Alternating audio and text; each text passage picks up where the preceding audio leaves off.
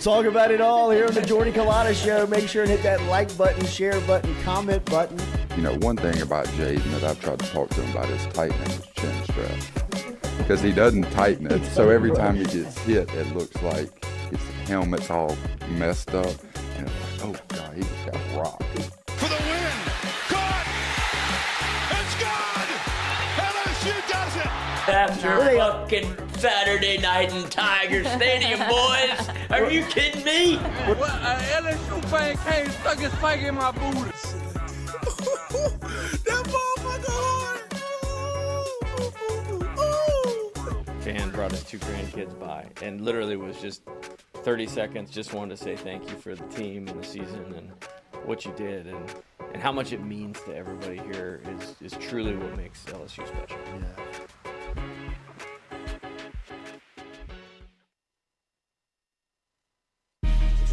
Coach Kelly, we're official. Finally, I'm get a telling chance to meet you. Thought I had to get a private audience with the Pope. There's Jordy. Monday through Friday from 7 to 9. Yeah, you see the notification. We about to go live.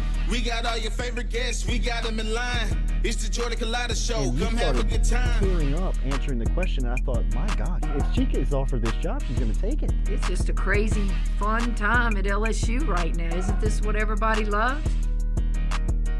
From the boot to the east to the west coast. No matter where we at, we live. Open up the phone lines. Come and join the show. Make sure you tell your friends about Jordy Culotta Show. Yeah. Let's go! Let's go! All right. Big start. Big day. Nice start. It's the Jordy Culotta Show. Come have a good time. Coach, it's great to meet you. Thanks, Jordy. Thank you for the time.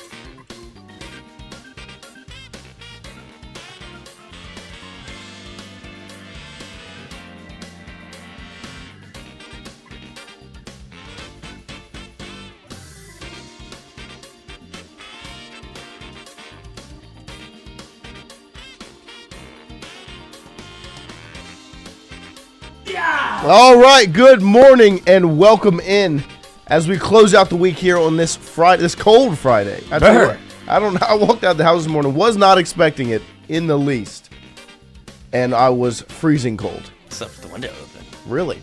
Good play. Thank you. Good play. This Friday edition, as March has officially arrived. What a day yesterday was as March Madness, one of the best traditions in all of sports, got rolling yesterday. The NCAA tournament. McNeese with their first ever NCAA tournament win over Clemson yesterday in what was a dominant first half.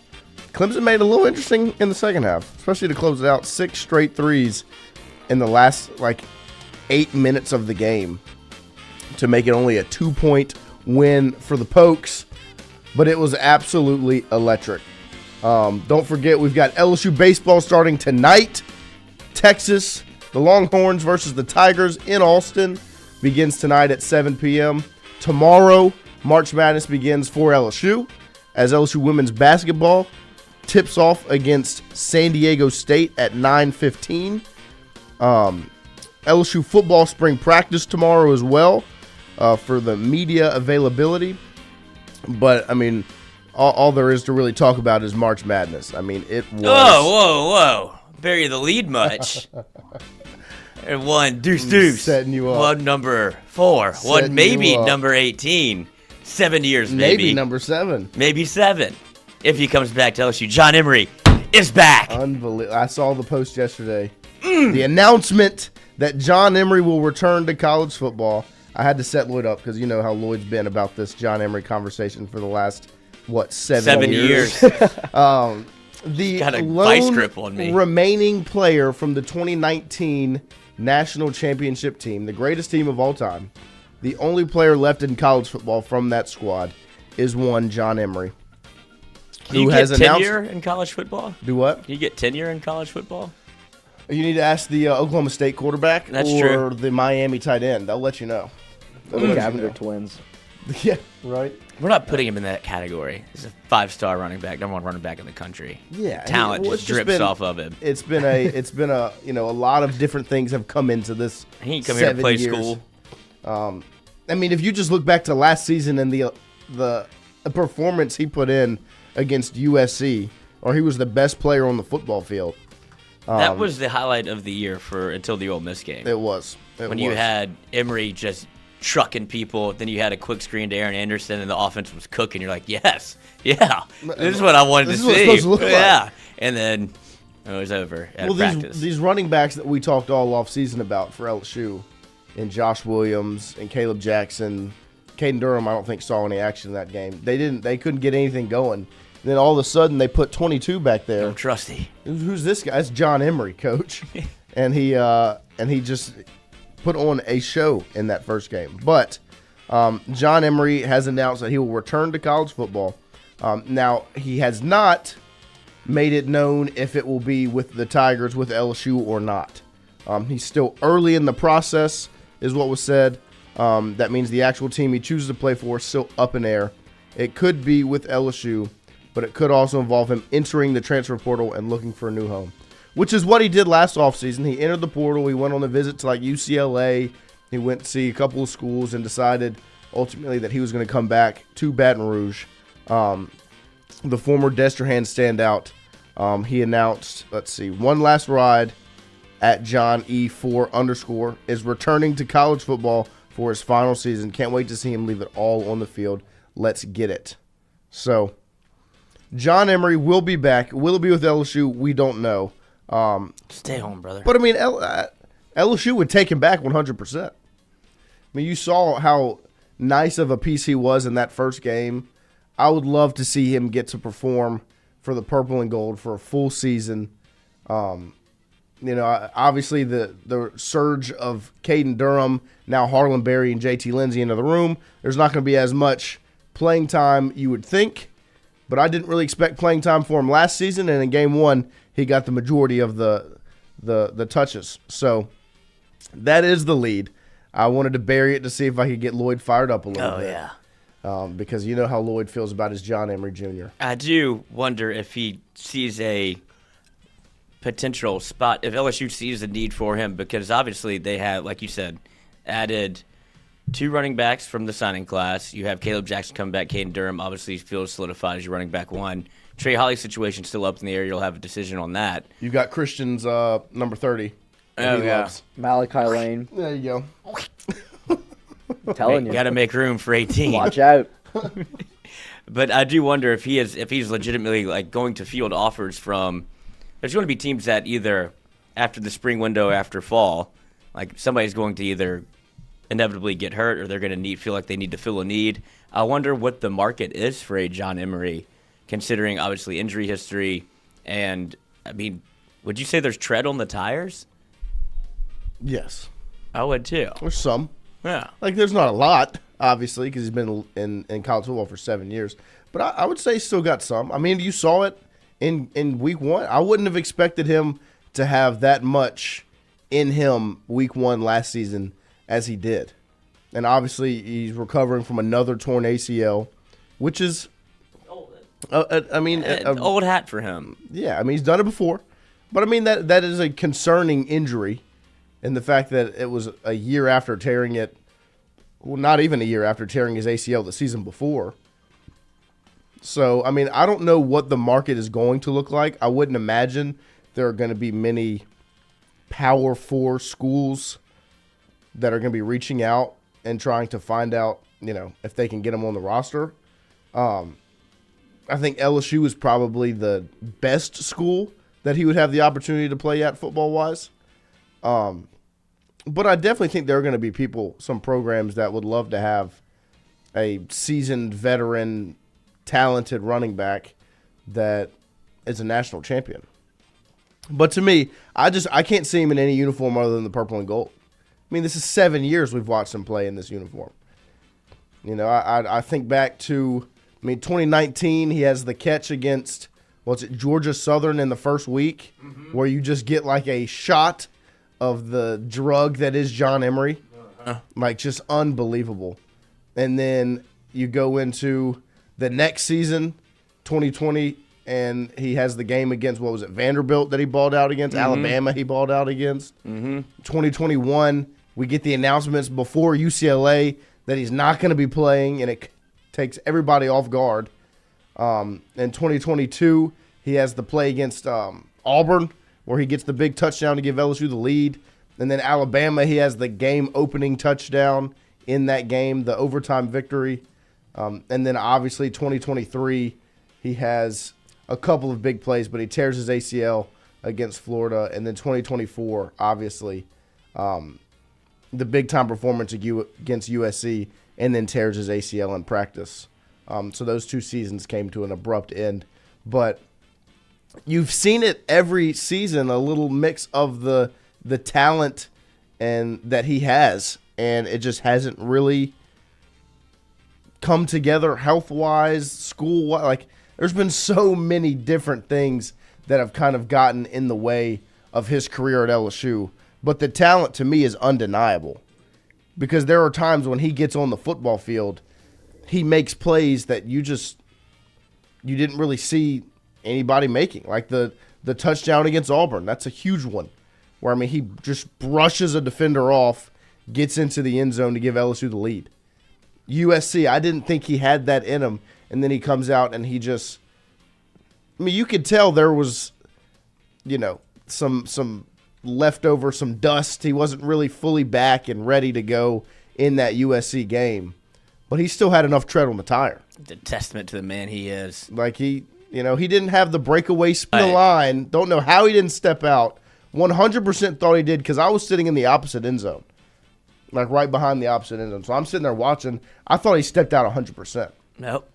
I saw him start high stepping, and I was like, oh no. And then he, and I was like, oh yes. One of the few people that can actually pull off the high step. Yes. Keelan Williams, both can do it, but it is a real testament, just the fact that he's able to come back and play college football for a 7th year, the determination, because he's been through hell. Like, this man could have gone pro multiple times, decided to stick it out, stay in school, graduate, and you saw Frank Wilson even post a picture whenever he did of this one hits a little different when he's in the cap and gown, and everything that he's been through his time at LSU. I'm sure when he signed going into the 2019 year as the #1 running back in the country, he'd be to the league. 3 years. Like 3 years and I'll be in the league. And he could have done that despite not having much tape, but just because of the prowess around him where people would take a flyer on you in the NFL.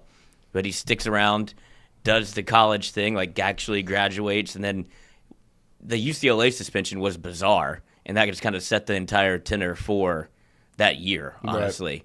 But then you see him continue to, whether it be injury or whatever it is, like injury school, injury again, right, to continue to bounce back and to rehab again when I'm sure, like to tear your ACL the second time in practice after you just kind of feel like, probably feeling himself after the USC game. It's of course. Oh, okay, I can still do this. Yeah. And then to get hurt, and then you saw kind of him go through like the stages of grief where he's like, I don't know if I want to do this again, to where he ramped it up. He's like, oh, I'm doing this again. And in my mind, there was never really a doubt if he was going to come back and play because he was rehabbing too hard. Right. Like he did all of the rehab at LSU. You've seen all of like the videos that have come out, whether it's him posting on his own social or just kind of like LSU peeking behind the curtain. And that's why I assumed he would come back. I didn't know if it would be for LSU, but I mean, read the tea leaves. Stay home. We'll find a role for you. Yeah, no, I mean, I like I said, I didn't see a role for him last season. You could have used him last year. 100%. I mean, you saw it in game 1.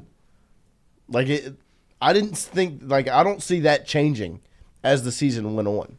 Like, obviously, the impressive season that Caden Durham ended up having, I think would have happened regardless because his talent is just special.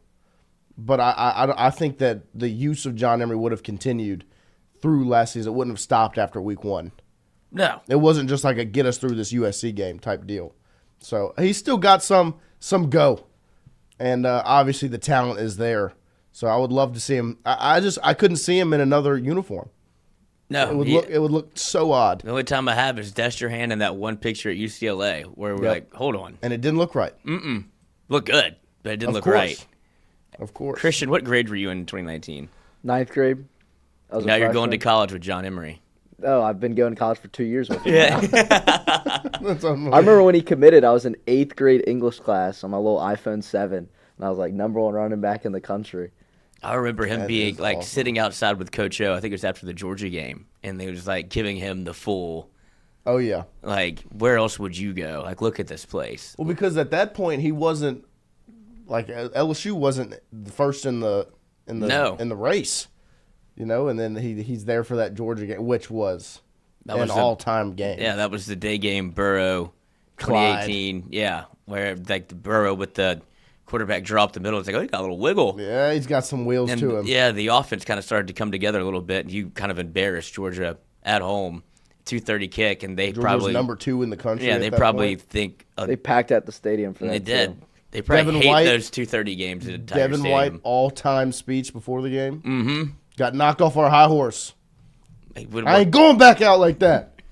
He wanted to come back. I wish he would have, man. I still believe Devin White deserves a 2019 national championship ring. Like, I will forever be on that hill. Yeah, it wouldn't have made your team worse. No. But I'm just saying, like, the groundwork that was laid in 2018 created what that 2019 was. As much as that 2018 team deserves the ring as well.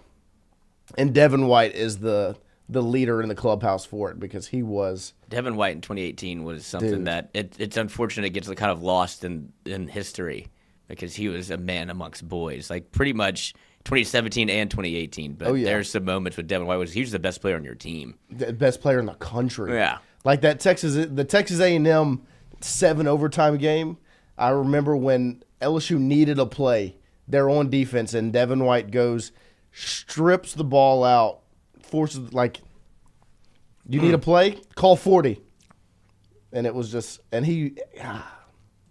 Florida, he wipes the quarterback out. Like, it was just. Auburn. It was impressive. I mean, he was beyond impressive. But we will see what the future holds for John Emery, but good to see him giving it one more go in college as what a twisted fate he weaves because 2019 plays 10 games, 2020 COVID doesn't count, 2021 suspended academically, 2022 redshirt injury, right? Plays. I mean, that was that Alabama game. Oh, 2022 not hurt, 2023 injured. Gets injured on the Florida game. 2024. Tears his ACL in practice after week 1. And so now he is. This is it. This is all the eligibility. Yeah, one he last. I would assume. I don't really know how eligibility works anymore, but I would assume this is the last one. Unless he gets injured again, then he can do it again. Yeah, I One guess. more medical red shirt. Right. If he gets injured again, I'll give him my ACLs. I'll give him my hamstrings for his ACLs. Yeah, I mean, just give him your legs. I don't think he wants those. But yeah, no, I mean, we'll see what the future holds for John Emery. But like Lloyd said, I mean, it was nice to hear that he intends to play college football again next season because it's been a heck of a story, a heck of a ride, and the determination that he's had over these last couple of seasons when he could have just quit, and he hasn't. So we'll see what's next for him. But it was nice to hear that. Speaking of the past at LSU, yesterday McNeese, led by one Will Wade and Brandon Murray, the former LSU basketball coach and LSU basketball player, dominate Clemson, get the win, and just all about, like, I don't even think it was really an upset because it felt like the whole country had picked McNeese to win, had supported, like, wanted McNeese to win that game. Like, it was the perfect kind of accumulation of what March is. And McNeese goes out there that first half, 31-13, I think was the first half score at halftime, where McNeese just dominated on both ends. They had a little matchup zone that when Coach Wade was asked about it in the TV timeout of the first half, was just smiling ear to ear, talking about this matchup zone. It was like, yeah, we haven't really run it at all this season, but we've thrown it at them, kind of junked the game up. They didn't know it was coming, and it's given us, a comfortable lead so far. And he's smiling like he knows the game is won. Because Clemson had no idea what to do with the matchup zone. Like, they really, until they started to press at the end of the game, they had no life. They had absolutely zero life until they started to press McNeese, which they probably should have started to do sooner. They didn't make any adjustments until too late, and they interviewed Will Wade after the game where he's like, thank God we gave ourselves a cushion. Yeah, because, I mean, when they started to press McNeese, they were right back in the basketball game. McNeese starts turning it over, missing free throws, turns around, and Clemson hits 6 straight threes to close out the game and to cut it to a 2-point game at the end. And what was a very impressive win by McNeese, and they are now matched up with Purdue in the round of 32. So, and you said that you thought a lot of the country was on McNeese. Yes. Au contraire, mon frère. 5.7% perfect brackets remaining after McNeese upset Clemson. 24 million. I do think that there is a larger contingency of Louisiana that was probably on McNeese before, but like it's easy to go through your bracket, like 5-12, like, yeah, I'll pick a couple, but McNeese and Clemson, write it in. And if you don't know the story and who the coach is, and I don't know how you couldn't, but then you can play the factor of, oh, he said he's leaving, they're not going to try. It's like it's the exact opposite. The exact opposite. That's what happens when you're upfront and honest with the boys. Like, he probably said that before the year even started. Like, look, I'm fielding some offers. I mean, he said it before he took the job, that his plan was 2 seasons at McNeese. And so if you're a player on the McNeese basketball team, after y'all just won the Southland Championship and made the NCAA tournament 2 years in a row, and you understand that your head coach said it was probably just going to be 2 years here, you understand what the deal is. And I think if you look at I think there was a clip, a post-game interview maybe, where he was talking about essentially the players know what the deal is. Mm-hmm. It's like some of them, they're going to follow me to NC State. He's like, some of them are going to get Power 4 offers from other schools. Pay up. Like, he is very much enshrined in this new era of, immersed in this new era of college basketball and college sports as a whole. Now, obviously, that was expected because of the way he was handling things before, which was just the way everyone else was. Never wrong, just always early. Amen. And so now, he's very much, to me, ahead of the curve once again where he's doing it different than every coach that's ever done. Like, I guarantee you the West Virginia coach who agreed to the Indiana job in the middle of the season, like it was in the works in the middle of the regular season, wasn't sitting down with his players and saying, look, I'm going to take this job. Look, we're going to get shafted out the tournament, and I'm going to go ahead and take this Indiana job, regardless if they make it or not. That probably wasn't like a part of the conversation, maybe, where West Virginia's like, look, our coach isn't coming back, so y'all can go ahead and put North Carolina in. I don't know if that's how that works, but, I mean, Will Wade even referenced him in his press conference. He's like, I mean, you got the guy in Indiana. Like, they're openly agreeing to contracts in the middle of the year. It's like, don't get mad at me. I'm not tampering. I've tampered before. But, yeah, I mean, he's being open and honest. Not only with the players, but the media. I think like there's no reason to hide it, and he's done such a good job being upfront and open about it. Boy, did this hit right in the feels, man.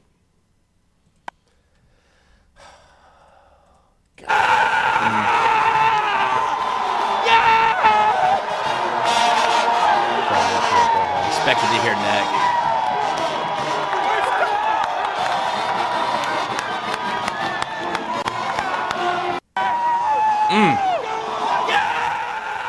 I mean, and a lot of people are going to look at his time at McNeese as just kind of a stepping stone to get back into the Power Four, which, I mean, it was the first job that took a chance on him, and his goal was to get back to the Power Four, yes. I don't know how many more meaningful wins, how many more wins he'll have that are more meaningful than that one. I mean, McNeese has never won an NCAA tournament game, and they just did that yesterday with Will Wade at the helm. In a state that he loves, in a city that has loved him and accepted him in Lake Charles. And, I mean, when you look at what he say, that the enrollment rate is up 3%, like the student rate has grown by 3%, the application rate 10%. Here's the clip of him talking about it.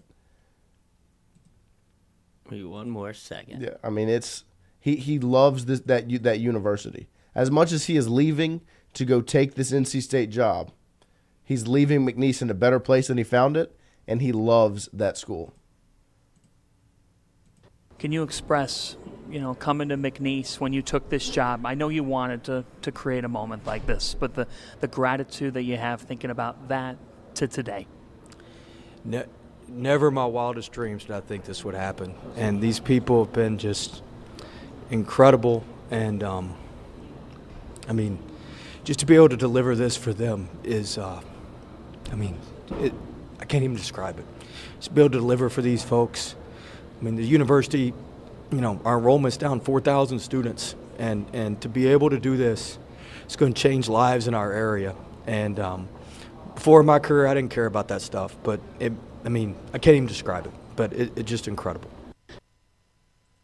Yeah, I mean, you can tell how much he's about to he weep. Cares. Like, he was tearing up, and rightfully so. It was an impressive performance yesterday. And it's funny to see his perspective kind of change from, I used to not care about any of this stuff. It was all basketball. It's like it kind of, I guess, humbled him in a sense to be able to come to a place. Like, he started off in small schools, but he was working on himself. Like, I'm just using this stepping stone, gets to what is perceived for him. Maybe it's the top of the mountaintop. If he can go to a university like LSU, change the culture, make it a basketball program in a way, and then to be knocked off the mountain and be like, I guess I'll start pushing this rock back up the hill. But nobody wanted to give him a rock to push. And McNeese is like, we'll do it. And their AD came out and said, oh, he was playing A, B, and C. Yep. Like, if we can get him, we're going to hire Will Wade because we know what he can do. And to see what he's done for McNeese and the players and all, like, the culture around it is, it's going to be a tough act to follow because that roster is going to take all of the talented people with him. But LSU did the same thing. Yeah. Kind of come to a contract that at the end of it you'll be left empty-handed, but you enjoy the ride while you're on it. It's like a la Coach O. Yeah. No, 100%. It definitely pulled on the heartstrings watching that yesterday because, one, like for me, and this is just my personal experience, right? LSU basketball, Will Wade got here what year? Was his first year at LSU? 2018? I think it was before. I think it might have been 17. 17. Will Wade got to LSU in 2017? We'll just say 2017. And, I mean, for me, I'm 15 years old? I know I'm young, but I was 15 years old. So, like, I'm in high school. This is, like, the time that I'm falling in love with sports, like, more. I'm a basketball guy. LSU basketball has never really been anything for me growing up. You know, like the John Brady Final Four run in 6? I was 4 years old, right? So I didn't get to experience that. There wasn't really much to be excited about as I was growing up. Ben Simmons was heartbreaking and anger-inducing that time period at LSU, and that was kind of my fandom. And so Will Wade got here and rejuvenated a team and a sport that I loved. And watching that with McNeese yesterday brought me back to being the 15, 16-year-old that watched him do that at LSU. And all it did really was once again prove that LSU needs to make something happen, because that is electric. Like, to not be in this tournament and not be competitive, to give yourself a chance when you're a program like LSU is, I don't even have the words to really describe it.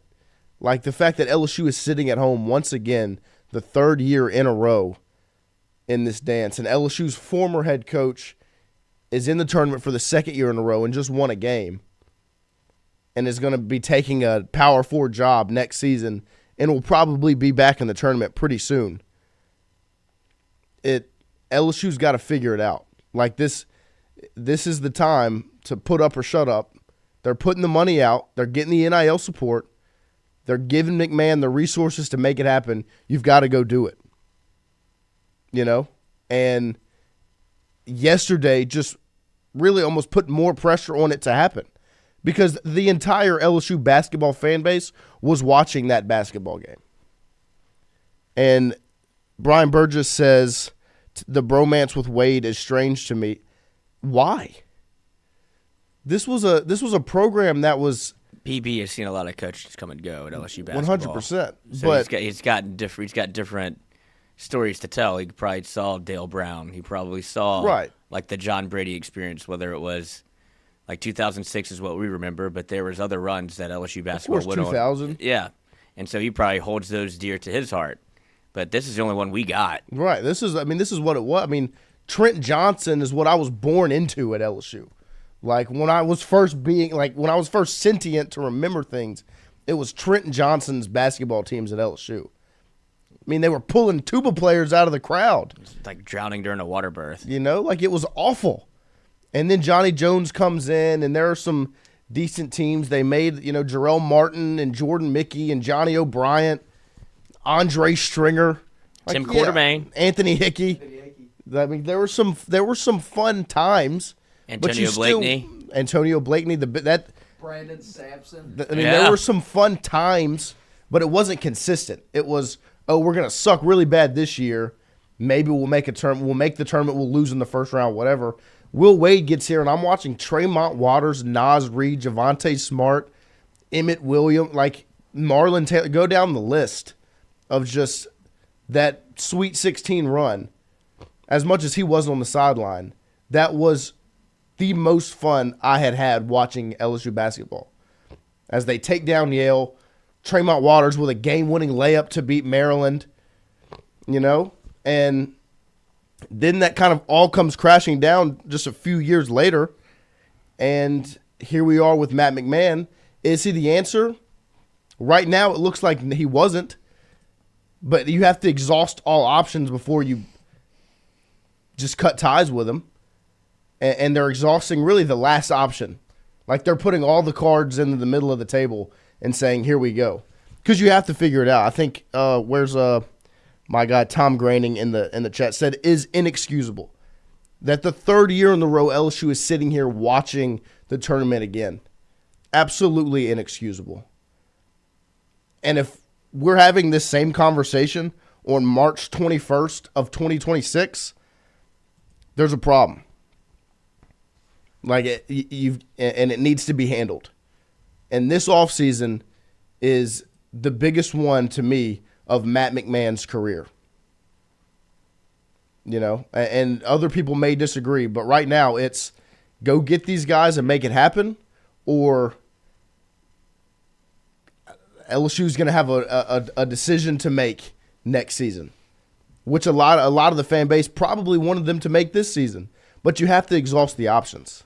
Yeah, you're seeing the same thing that LSU football is doing. Yes. Like, it's obviously this is the route that college athletics has gone, and I don't know how long this will be the path because of revenue sharing and all of the different rules where they're trying to enforce now if it's over $600 to be able to be a collective offer and pay for play and all of those things, to where I don't know if you'll be able to shell out as much as you usually can.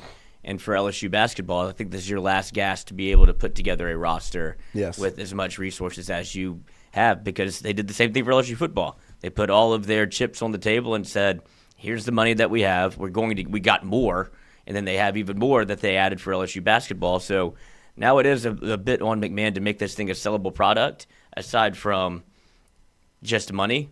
But if you can come in and rebuild the culture and do all those things that you've seen, because when LSU basketball is right and there's glimpses of it, like that, the fans get excited for it. Yes. Like, they'll go. It's just a Louisiana thing. If you give me a winner, we'll support it through heaven and hell. Like, we want just to give us something to root for, give us a chance. Yes. And you saw it with the Saints, where people still ride, but whenever they're the glory years, whenever they were great, you couldn't find a seat in the Superdome. I mean, look at LSU women's basketball. Exactly. In the same arena. Look at the Hornets. Right. Like, I mean, you flash back, Christian, to the 2022 playoffs? Or 2021? What, the Pels? When the Pels are in the first round against the Suns? The Smoothie King Center was packed, was it not? Yeah, it was. And that season, they started off what? Like 0-12, 1-12. 1-12, 2-18, whatever. And the fan base was gone, but you brought a winner, and the fans are going to show up. That's what LSU basketball has to do. And you saw it a little bit in year 2 under McMahon, where a team was put together that was competitive in the league, started winning games. The PMAC was relatively packed out for that Kentucky win, where Tyrell Ward gets the game winner at the buzzer and the court gets rushed. Like, that was fun. But then you took a massive step back in year 3. What, you almost... When you lose a Tyrell Ward, then you lose a Jalen Reed, and then the season goes on and you don't have any SEC experience. And then as the season kind of gets closer to the end, Corey Chest isn't playing. Victorious Miller isn't playing. And you're just kind of trying to scratch and crawl to the end. Get to the end. Like, just get to the offseason. That's why you declined an NIT invitation. 100%. And you do that so you have time to be able to either retain or start finding players that you – because clearly you can tamper in this league or in this sport. You start finding players and start trying to rebuild a roster, whether it's for 1 year or you continue this cycle of, all right, put one team together that's competitive, and then you can build off that momentum, because McMahon's contract is, 7 years, and we're going into year – 4. So have 3 years left. And that's why they gave him the contract. People were – I guess, hissing at Scott Woodward for the length of the deal, but that contract was given kind of pre-NIL, when it was like, we'll give you 7 years to build it because you're starting off with nothing. Well, plus, you had to make the job attractive somewhat. Yeah. Like, that's what LSU basketball is going to have to do, is play in that arena of pretty big contracts. Well, then if you do that for that amount of time and that length, and then you say, no, actually, we're going to sever it after we gave you 3, year 4 is it. And it's like, what coach would be like, 7 years? I guess you could talk about the buyout, but I think coaches want to coach. And McMahon probably saw this as like a 5-year project. And then you fast forward everything with NIL to where, look at the SEC. Once it got going, they were people that were ready to play in that arena and started putting together rosters. How much did Auburn give to their roster? $8 million. Right. How much did LSU give? I think it was around, 2, 3? What it was? Yeah, I mean, and to me, one of the teams to look at is, if you remember, the time period when Wade was fired, Coach White, who's now at Georgia, was the Florida head basketball coach, leaves, takes the Georgia job. And LSU and Florida are both open right around the same time, and there were 2 names that were pretty hot at that point, which was, I think his name is Golden, the Florida head coach right now, who is at, I think, University of San Francisco, and Matt McMahon from Murray State. And so Florida and LSU, jobs open up at the same time. They take the two hottest mid-major coach names, and Florida right now is a 1 seed in the NCAA tournament and is one of the favorites to win the whole thing after being I think they won the SEC championship. If I don't remember, I don't think I watched the championship game, but a completely different spot than where LSU's at right now. When the jobs were open at the same times, you make a hire at the same times, relatively similar hires because they were both kind of held in the same regard as the top mid-major coaches at that point. And Todd Golden has created a winner at Florida, but I don't think it's because of him being a 10 times better coach than McMahon. I think Florida has seen 2 basketball national championships before and was willing to pay, and football isn't really being successful currently at Florida. And they weren't really paying NIL for football, so they probably had some funds left over. What were you going to say, Lloyd? Noah, where would you pull from if you were McMahon this offseason? Obviously, recruiting, that's a process. So where would you pull in the transfer portal? Because clearly these mid-major players have not been working out. You can take a couple of mid-major guys, but you need Power 4 experience. Like the guys that have come in and performed portal-wise for LSU, when you're looking at Jordan Wright, Cam Carter will be the two guys that I'll highlight the most.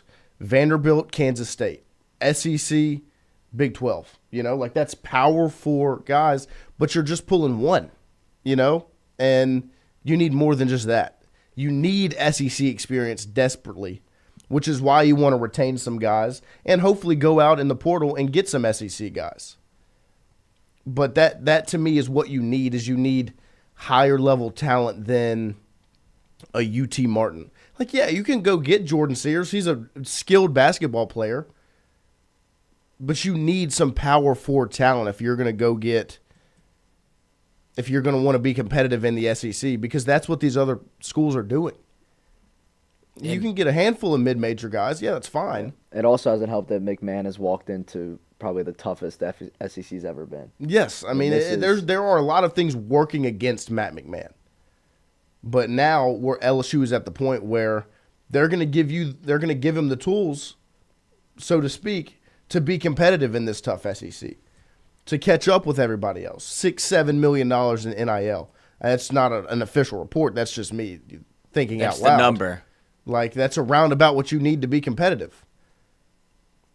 And if it was $2 million on this roster, I expect it to be closer to 6 or 7 on the next roster. But you still have to go out and get the guys. If LSU had more NIL support, Chris Sinak probably doesn't end up at Houston. One of the top recruits to come out of Louisiana, who ended up going to one of the, I think it was Link Academy maybe, one of the prep schools. You need to go get a point guard if you're LSU, because you kind of been missing that really throughout Matt McMahon's tenure at LSU. He hasn't really gone out and got a floor general, which is what he had his most successful years at Murray State with a John Morant. When he won a tournament game, he had the number 2 pick at point guard. Now, obviously, you don't need John Morant. It would be nice. I mean, I don't think John Morant's walking through that door. He's not. You saw him because he was eating popcorn at an AAU tournament. Yeah, I mean, and it ended up working out because he could jump 40 inches in the air, and he was an electric athlete. 45. And so you need to go get a point guard that can be a coach on the floor, keep everything organized, and you need one that's a Power 4 guy that's got experience playing at the highest level. Because that's what, Will Wade's roster's got some Power 4 guys on it. We're about to find out. Brandon Murray came from Ole Miss, played at LSU, Georgetown, and Ole Miss. He was good for LSU. And he was a solid, Will Wade knew what he was getting. And on the biggest stage, it wasn't McNeese's players that have dominated the Southland all year. It was the guy that came from the Power 4 school that went out there and led the team to victory. Now, were there ancillary pieces that stepped up 100%? But Brandon Murray's the guy that went out there and scored 21 points and dominated the interior as a guard. and that's what Matt McMahon has to find to get this next season right. And I do agree with Seville. David Patrick, huge. Help recruiting. Yes. And I would imagine he could help you in the transfer portal because he's been recruiting, or he at least knows the talent around the league, around power forward guys that can, I think he's interested in having a conversation. But there's also rumors of new facilities and new arena. I don't see that happening in the next year. Yeah, you're not going to. You're not a selling point next year. Yeah, it's not a selling point for the guys you're trying to get on this roster when it feels like it's. And I think that whether you want to believe it or not, McMahon's success, at least as of now, was tangentially tied to what Will Wade just did. Yes. And that's why people are like, why are you still talking about it? It's because that's the bar that was set not too long ago, and I understand the situation McMahon walked into. And that's what I was Googling, because you talked about Florida, how they're competitive in the NIL space. McMahon has got to slap a lot of hands away. Yes. And that's where LSU, if it depends on, we hear rumors of the money, and it feels like that's good, right? You see what football's doing, you see what baseball's doing, you see what women's basketball's doing. But how many more hands can get into that pot, you'll see, because that's on, I guess in this day and age, that's on LSU to be able to raise enough money to be able to give him some instead of, because you have Kim Mulkey banging on the table for money. You have, obviously, Brian Kelly and LSU football, no, we're taking it. And Jay Johnson, there's NIL money in baseball too. Don't get it twisted. Right. They're not all here for the love of the game. It's Bear Jones didn't come back for free. Right. So Willie Schmidt didn't, much as he loves LSU. Yeah, it's hard to walk away. Pass out on that signing bonus for $3 million. I just want to wear the purple and gold. That's a factor. Of course. But you have that. That's tied to what LSU is. The LSU baseball lore, means something to guys from Baton Rouge, and it's a different kind of feeling you get around baseball, very romanticized. But they still those are people that are asking for new facilities, for money, and McMahon has kind of slow played this whole thing. It feels like where either, and I could be wrong, he could be banging on the table and nobody's listening. But now it feels like, okay, if you're Woodward and you made this hire, and everybody's having these conversations about, he had to sacrifice football. He had to do this to get rid of Will Wade. Didn't want to sacrifice football, so he had to cut ties with Wade to be able to protect the football program. And there's, the other side of what was the NCAA going to do? That was a different time. Right. You forget how long ago that was, where the NCAA did have some sort of staying power, where they could have hit you with lack of institutional control. That, it's not what it is now, where they got severed. That was their last act. Well, and I think two things can also be true at once. One, yes, I think LSU made the right decision by getting rid of Wade to protect football. You do that. As much as I love LSU basketball and I loved Will Wade at LSU, you have to protect football, because that's the golden goose. But it can also be true that LSU probably could have just stayed pat and would have been just fine. I agree. I think there is a world where if you just do nothing and just kind of wait it out and see, and then you have an opportunity to go to court and litigate and be like, Bill Self at Kansas. Right. And those are the examples, but Kansas didn't care about its football program. Right. That's their what's Lance goose. Leopold going to say to Bill Self? What's Les Miles going to say at Kansas? Right. Yeah, no, I agree. But yeah, there's I'm the biggest advocate of going against the NCAA, and you shouldn't have done anything, because that was the stance. And I don't know if it's an all-time PR spin by the brass at LSU to be like, they were going to get football, they're going to get football, they're going to get football, and then that's the fear mongering. You're like, well, then do it. And I don't know what would have happened had you kept him, because and then there's the other side of it where, what the fuck did LSU football do in those 3 years that you would have been hit with a bowl ban or what have you? What, you went to the SEC championship and won a Cheez-It Bowl? Yeah. Or you win tournament games in March and now do both. Right. Do both. Because, Florida, they're going to be a ranked football team next year. Right now, they're a 1 seed in the NCAA tournament. Yeah, Alabama. Their women's basketball team stinks. Right. Alabama, year in, year out, is a pretty good football program, and they're one of the best in basketball. Baseball's pretty good, too. Right. Texas, they're good at really every sport, right? Football is pretty good. Basketball, they're not in the tournament, but they had a chance. Women's basketball is a 1 seed in the tournament. Baseball is a pretty good program. Softball, pretty good program. Like, that's the arena LSU should be in and has the potential to be in. Yeah, you're missing one. And they're missing one.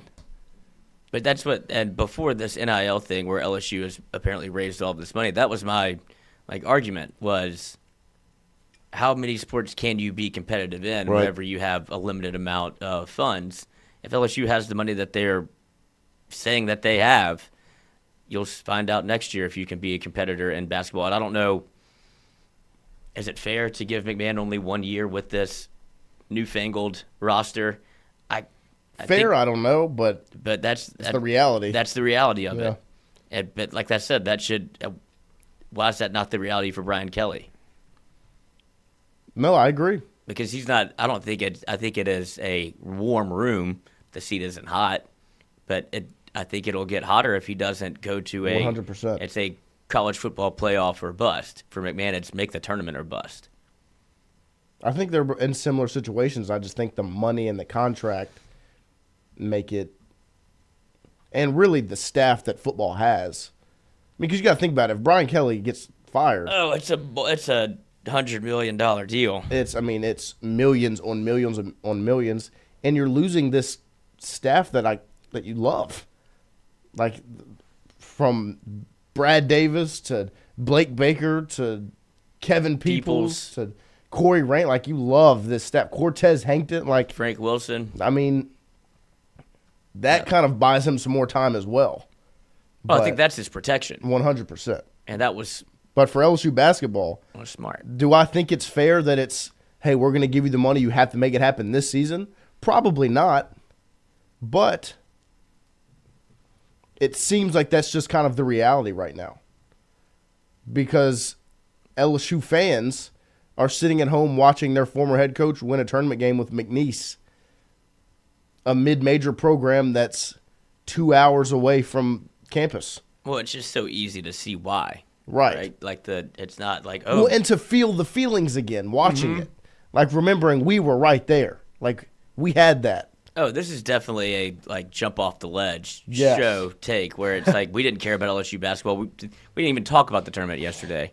And then you see it and you're like, oh shit, I want to be a part of that. Like, how come I didn't go to that party? Right. And like, oh, it was the best night ever. Like, well, fuck. Literally. Oh, now I want to go next year. What? Need to go next year. You know, it's no diddy, because it is the one of the best experiences in sports is March Madness, and it's really fun when your team is in it. And this is 3 years in a row LSU's not in it. And what's the team that LSU fans have just kind of floated towards to support? It just happened to be the local mid-major that's in the tournament. Get Seville. I've watched McNeese all year on ESPN Plus. They play for each other, and Will Wade creates the environment of success. Like I said, Louisiana people love a winner. Yes.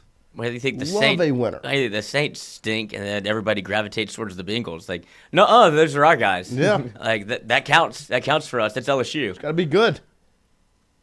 So, don't forget, as you prepare for LSU women's basketball, because that's a winner. Their March Madness run, which begins Saturday night. We'll have a watch party here. 9:15 is the tip-off time. It'll probably be a little closer to 9:20, 9:25 when it tips off. But hit up Roback. Where's it at? Where's that dog? Pet that dog. Pet that dog. Use our code TIGERS, TIGERS, TIGERS, Tigers. That's the code for 20% off with a first-time email. So go to Roback.com. Here's Roback right here. Roback.com. You see the dog. There it is. Go to Roback.com. Put that code in for 20% off. And get yourself some LSU gear. You can get this right here. I'm rocking it. Look, Christian's got some Roback on as well. It's not LSU themed, but he's got some Roback on. Looking like a stud. Feeling good after what, a softball victory or loss? No, we lost. We had too many players. I only played That like a shot at 2 your innings. girl? Oh, that's why I lost. No, she wasn't even there. Oh. Wow, she bailed. So, like, the way it works is you have an even amount of guys in the field, even amount of girls in the field. And I kind of joined a team that already knew each other kind of deal. So I was like the sub left out. They could have used me in right, though. Oh, that's not a compliment to yourself. Well, yeah, softball is. And right? They're always hitting it in the outfield. No, they hit it to left. Everybody pulls it. You'd be surprised. Oh, I guess there are different ways to get on base in softball. Yeah. Matthew Conkle asked if you wore Roback on your date. Have you wore Roback on any of your dates? I don't think he wants to close yet. I did. I wore my unreleased polo shirt. You did. Because we have an unreleased. We do. I was wearing it yesterday, I believe. Yeah. And don't forget, the bracket tournament obviously started yesterday. Not tomorrow. It started yesterday. And this is the shirt that will be given away to the winner. Let me check who's in first place right now of our bracket challenge here. The Culotta Show bracket challenge. Might be Conkle. He said he was 15 of 16. Really? I will see. On another, I did a bracket challenge with the Central High School basketball team. Well, it was a link sent to me. They wanted to do a bracket challenge. I was like, okay. I'm in first place there, 15 of 16 yesterday. My only miss was Missouri losing. His only miss was McNeese. Really? Clemson. Oh, that was the first one I found. Me too. That's the first one I didn't even fill out a bracket because I got a take on why brackets are the way, like why I don't like them.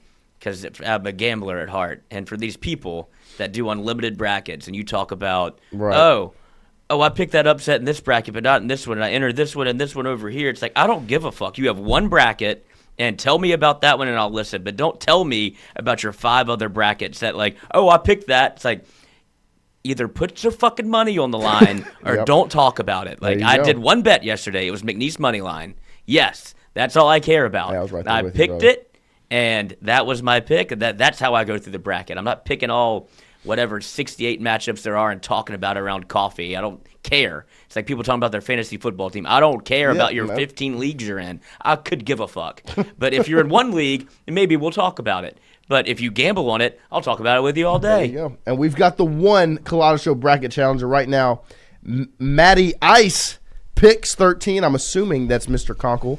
He's not on Twitter. Is on first place. I think you can still add your team, add your bracket. If you already have a bracket made, you can submit it in. Oh, that's a slippery slope. They're going to pick their favorite bracket that they have. Yes, you can. So no, don't do that.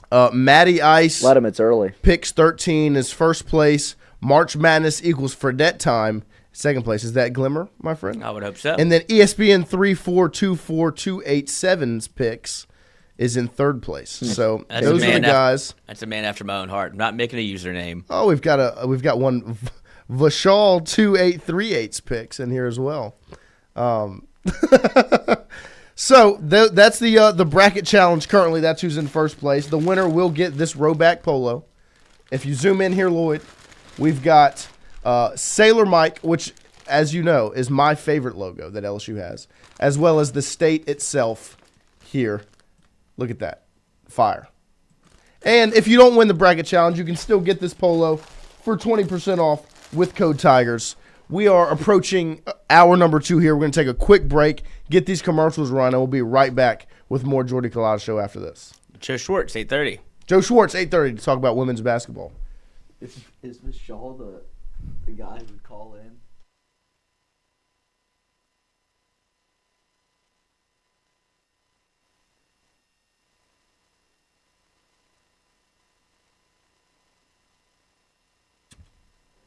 Red Stick Sports, a local staple in Baton Rouge to all sports fans, was founded back in 1981 and has remained a family business for over 40 years. Today, they still have the great selection on the floor, but they are also a leader in custom apparel for businesses, sports teams, and other groups. Take it from us, everybody over here at FM Digital Media. They help us out with all of our apparel. Let them help you out today. Go ask for Cody over at Red Stick Sports. Check him out online at redsticksports.biz. The Jordy Culotta Show is brought to you by Hebert's Lawn Maintenance. Commercial or residential, Hebert's Lawn Maintenance is ready to work. Hebert's can tackle all your homeowners association requirements. Call Blake at 225-485-8022. Hebert's Lawn Maintenance. Are you looking for sound financial advice? Then get in touch with Daniel Newman of Edward Jones. You can call him today at 225-261-8262 or email him daniel.newman@edwardjones.com. If you're planning for retirement, saving for college for children or grandchildren, or just looking for sound investment opportunities, Get in touch with Daniel today, 225-261-8262, located on Magnolia Square Drive in Central. Daniel Newman of Edward Jones. Well, the Oscar Andrews Sports Medicine Institute collaborative effort was an idea from Dr. Andrews and myself to bring together two great names, the Andrews name and the Ochsner name, to elevate the quality of care for athletes in the state of Louisiana, where he's from. I always thought I would come back to Louisiana and practice orthopedics with my subspecialty being sports medicine. This was an opportunity through Ochsner's to come back and work the entire state to help develop and take sports medicine to a new level. As an orthopedic surgeon, what this means in the future in terms of, access for our community to the type of care that Dr. Andrews pioneered, words can't describe how valuable that is. Ochsner has a great opportunity here to really grow, and Dr. Burnham, of course, is the mainstay of making that happen. If you want to have first-class sports medicine care, check in with Dr. Burnham and his group, and you'll be more than impressed and pleased. 48 Insurance Agency, established in 1946, helping you with your home, auto, commercial, life and health insurance needs. Around in Baton Rouge at 4275 Government Street and online at 48agency.com. Whatever insurance you're in the market for, home, auto, commercial, contractors, life and health, get in touch with 48 Insurance Agency, 48agency.com, or give them a call at 225-383-0682. 48 Agency. Get Gordon. And get it done. Yeah, everybody know Gordon in a 225. And he done link with Big Foe. He got buku ties, Ferrari sliding, flying in a new coupe ride. And every time I ride by, I see a brand new sign. I'm with Gordon, I know that he gon' get it done. Whether it's a big truck crash or a hit and run, recovery funds, he fighting to get a ton. Mike Epps, man, we all about the Benjamin. Handling injuries, man, are you kidding me? Gordon McKernan, that's champion energy. Yeah, family man with a family plan. Get Gordon, he gon' fix it like a handyman. Get Gordon, and get it done. Welcome to Trifecta. Trifecta Sports Therapy in Baton Rouge. Recover, repair, restore. At Trifecta, they believe in total body wellness. Trifecta gets the body back to its full potential. Whether you're a youth or pro athlete, a pre or postnatal mom, or if you lead an active lifestyle or a senior citizen, Trifecta has the class, the sports massage, the sports therapist, the stretch therapist, or the equipment like infrared sauna, cold plunges, and golf simulators to find your best. Find Trifecta online at trifectasportstherapy.com or check out the beautiful facility today, 8221 Goodwood. Trifecta Sports Therapy. Hey, Tiger fans, when traveling through Natchez, Mississippi, make sure to visit us, Tom and Wright Granning, at Go Mart on the Go Deli. Go Mart has clean restrooms, community coffee, an awesome beer cave, and a great selection of anything you may need on your trip. Located at 4 Sergeant Prentice Drive as you're entering Natchez on your left. Also stop by Wardo's Po' Boys at 309 North Broadway on the beautiful Natchez Bluff, where everyone is family.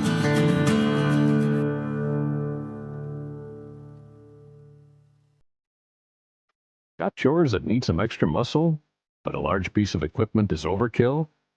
That's what John Deere compact utility tractors were made for. Powerful enough for the work you need to do. Compact enough for how you need to do it. Find the equipment that's right for you at Sunshine Quality Solutions. Check out our current promotions and learn more about what it means to be powered by sunshine at sunequip.com.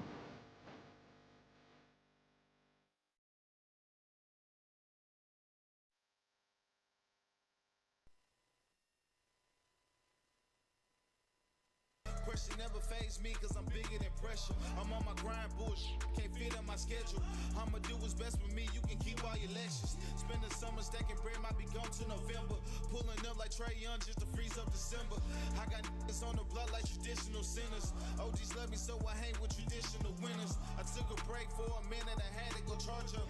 Had to focus on my business, I'm coming back smarter. Heat up DJ, tell them go like I'm dropping the Carter. Coming back like KD, it's time to go harder. Bounce back, can't let you fold up. Keep pushing, can't let you slow up. Bounce back, can't let you fold up. Keep pushing, can't let you slow up. Bounce back, can't let you fold up. Keep pushing, can't let you slow up. Bounce back, can't let you fold up. Keep pushing, can't let you slow up. They say that life's a marathon, man, shout out to Nip. They start to think you falling off and they starting to flip. Circumstances start to change and they jump in the ship. Only ones that really matter who's tied to your hip. They tried to push you to the side cause they thought you would quit. May bend but never break, your cloth is legit. When you return in rare form, they all gonna be sick. You ever seen a living legend, just know that I'm it. Slow grind like IT, just know that I'm it. Now I'm back up in my bag, I'm giving them fits.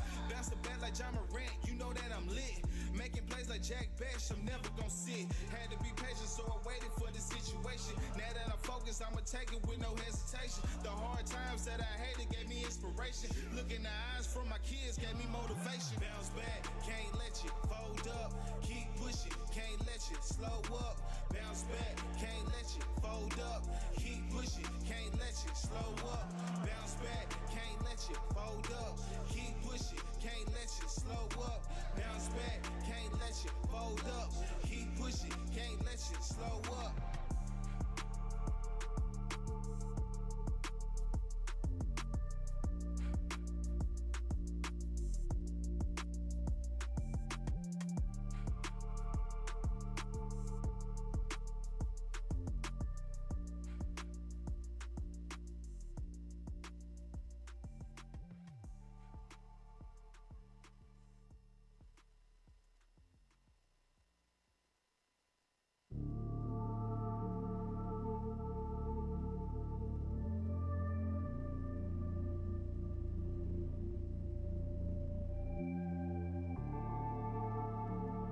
Chino. Cut my headphones up, bro. You right there? Now I'm focused on getting deposits, even in the way. All right, welcome back. Here as hour number 2 begins on this beautiful Red Friday. Stick Sports. Oh, just missed it. Just missed it. As we close out another week here of the Jordy Culotta Show, we will have Joe Schwartz. If you didn't hear Lloyd say it right before the break, Joe Schwartz, assistant basketball coach for the women's basketball team at LSU, will join us at 8:30 to preview the weekend because, if you remember, LSU plays at 9:15 on Saturday. If they win, they'll play again on Monday. So we won't really have time to talk to them. I mean, we maybe can get them in on Monday morning, but we'll get a nice little preview of the weekend from Mr. Schwartz at 8:30. One game at a time. As they take on San Diego State at 9:15 on Saturday. LSU football, like we said earlier in the show, we opened it up with it. John Emery, now he's not saying he's come back to LSU. He's returning to college football. LSU football is in the middle of spring practice. I think Pro Day is next Wednesday, I believe. I think it's the 26th. So check my date if I'm correct on Wednesday. But Pro Day will be next week. LSU media availability for LSU spring practice will be tomorrow morning. We're going to try to get some people out there to get some eyes on some things. But there was a nice write-up on On3 from our friend Matthew Brune, who put out just 5 of the transfer standouts early here in LSU spring practices. And one thing that I've loved that LSU's done so far through spring, and we've talked about it really a good bit this week, is when they've put out these additional videos of mic'd ups and things like this all through spring. It's been, I think, so far 3 of them, and they've been 3 of the transfers. You've gotten to see Jack Pyburn up close and personal, Barry and Brown up close and personal, and then yesterday, I believe it was Bauer Sharp was put out. And it's been great stuff, all 3 of those videos. When you're just talking about players being vocal, being leaders, but also just you can kind of see that they're already building a bond on this team. I mean, Jack Pyburn and Whit Weeks were chopping it up in the first video. Who was it? Barry and Brown and Kyle Parker have been seen dancing, I think, at every single practice so far. And Bauer Sharp, I think, is now roommates with the Weeks brothers. Oh, God. And so Matthew Brune's 5 transfer standouts are Bauer Sharp, Patrick Payton, Tamarcus Cooley, Sadir Mitchell, and Barry and Brown. So that is tight end Bauer Sharp, defensive end Patrick Payton, safety Tamarcus Cooley, defensive tackle Sadir Mitchell, wide receiver Barry and Brown. Those are the 5. And I think if you would have guessed in the offseason when these transfer additions were made, what were the 5 names you probably would have said you were going to assume would make the biggest impact or probably highlight the most in spring practice? I think Patrick Payton would have been one of them for sure, just because the way that, like, the need at the position, and then when you saw what he did at Florida State in his, first 2 years and played a legitimate amount of football, the way he's built looks like an LSU football, like old school kind of defensive end, right, where long, rangy, athletic, and anybody that Kevin Peoples can get his hands on, I am a fan of, especially if you have that type of athleticism. I was not as, I don't want to say not as high on Bauer Sharp, but now knowing that I should have put my thinking cap on because of what Brian Kelly wants to do offensively. That's why he went and got 2 more tight ends. Right. But Bauer Sharp was more of like a split out kind of guy, and I was wondering if he can inline block, still have those questions, but clearly a playmaker and a pass catcher. If he can kind of mold himself into a Mason Taylor type, like really get after it on the inline and like show that you want to put your nose in there. I don't think there's no reason to think that he won't. But I think he was thrust into a role at Oklahoma because there was no Nick Anderson. Their top 5 pass catchers were out, so he kind of had to become a wide receiver. And so I'm interested to see how that pans out. I mean, I would have put Delane on that list, but I guess since it's not a surprise that he's been able to kind of come in and be as good as he is. Shockingly, who's the center for Virginia Tech? Yes, Braylon Moore. Braylon Moore. I thought he would have been on that list. But to not see him, that just means that DJ Chester's either taking a step forward or you just haven't seen him at his full capacity. Obviously, Thompson not being at practice yet. I thought you'd see Nick Anderson on this list as well. Yeah, I think he's still working through some of the injury stuff as he's just getting kind of back healthy at practice. But I definitely, that's one of the names that was in my head, was I thought Nick Anderson would have.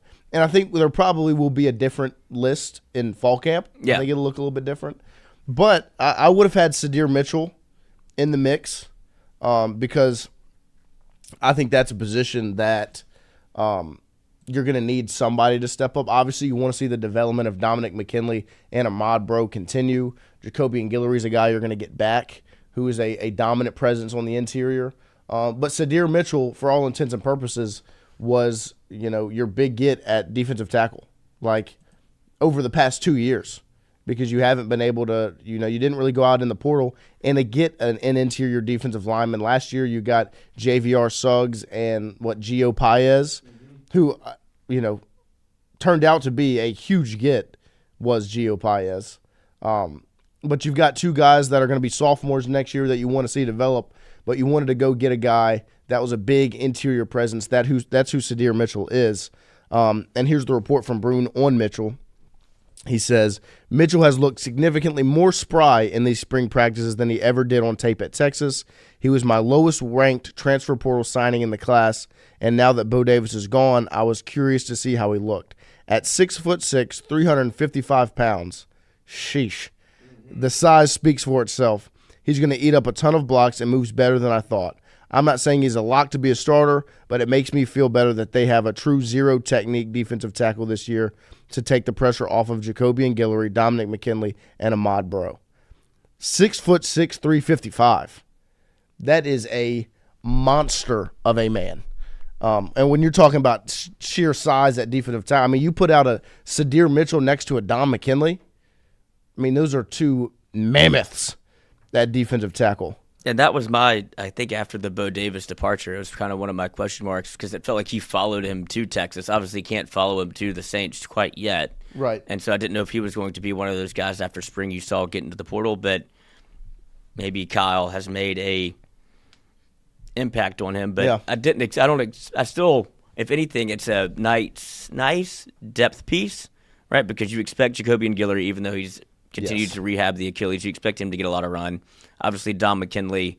I'm interested to see what they do with Ahmad Bro if Sadir Mitchell is going to be this kind of breakout guy, if they move him back to more of his natural position of outside. Maybe a Paris Shand type hybrid role. Right, because I think that what you got everything you could out of Ahmad Bro was I don't know what the team looks like without him last year. 100%. The role he was able to fill as a freshman, be able to put on all the weight and still be able to be functional and be an athlete, that was huge. But I think that there's a world with Sadir Mitchell being a sophomore coming in, and you have Ahmad Bro as a true sophomore. Like, you could see those 2 kind of working in a tandem where Ahmad Bro gets back to like his true playing weight and you're able to move him outside and kind of work as more like, I guess, something where he's more comfortable.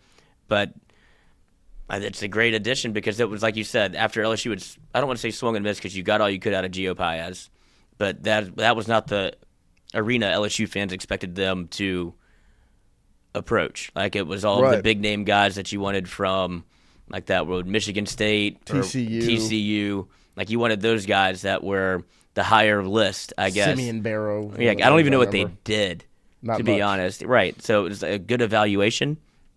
But Sydir Mitchell being able to get somebody on the defensive tackle that has all the potential in the world, to see him, I guess, I'm trying not to put too much stock into spring, but to see him performing in spring. We'll see him look moving better, and the size obviously stands out regardless. It's definitely a good sign. But it's good to see TaMarcus Cooley on this list. I think Delaney probably feels like a easy pick. And so to see Cooley, because you do need help at the safety spot, whether it be nickel or wherever they want to use him, but he's played a ton of football, and he's played all over. So it's somebody that LSU can certainly utilize, and it brings some sort of stability to your defense because a lot of incomers on that defensive side, and you still have a lot of, like we talked about yesterday, a lot of like holes to fill. It feels like it's just all about picking the right spot for the right person. And Cooley's kind of that Mr. Fix-It, where you kind of put him whatever. Right. Like you tried to do with Sage, but this feels like more of something he came into college doing and continued to do it, and now you'll be able to pluck him and see if he can kind of fill that same role for LSU. Nope. I guess who else would it be? Destin Hill. That's somebody that Shea is pounding the table for. I would love to, like you've seen some of the highlights of him, but a bigger body than you thought. Obviously an athlete, older guy too, which is like you can either go back to college baseball, college basketball, now college football. When you get those guys that are old, like a little bit older than college aged, like not a true junior or a true sophomore. It's like they're 23 years old. They've been in the weight program. And they've like developed. Yes. And so I think that guy's going to make an impact at some point. And I think another name, Butler? Jamari Butler. What were you going to say on Jackson? I'm hesitant on just because of the way that LSU has brought in corners in the past, and you haven't really seen it pan out at all. Yeah. Like, so that's something to me that I got to see it to believe it type deal. Like, I know Jakeem Jackson was highly recruited by Corey Raymond, followed him to Florida, now follows him to LSU. It's somebody that Corey Raymond still has a high eval on. Yeah. But my hesitancy is what you can go to. Yeah, that's the only one. Yeah. Aside from, like, your first year. Right, when you got Jark Bernard Converse and Mekhi Garner and these guys. But, I mean, when you look at J.K. Johnson and then Jair Brown, Denver Harris, Deuce Chestnut. Seven Banks, not his fault. Right, but I mean, that was. You haven't seen any of those guys that come in and play. Deuce Chestnut and Denver Harris played, but then Deuce Chestnut fought his way back to Syracuse. And played well at Syracuse. I mean, he's a Syracuse guy. You got to pick against Florida State. There you go. But that's why I'm just hesitant to see people that are coming back or coming into the program at LSU make an impact, especially at a high leverage position like corner, where it's very easy to, I guess, judge, know, because it's either good or bad, and it's not like an offensive lineman or defensive lineman where you can get away with something and you don't see it, or it's fine, like you can hold and get away with it. In corner, you're on an island. If you hold, it's getting called. If you don't turn your head around, people are going to notice.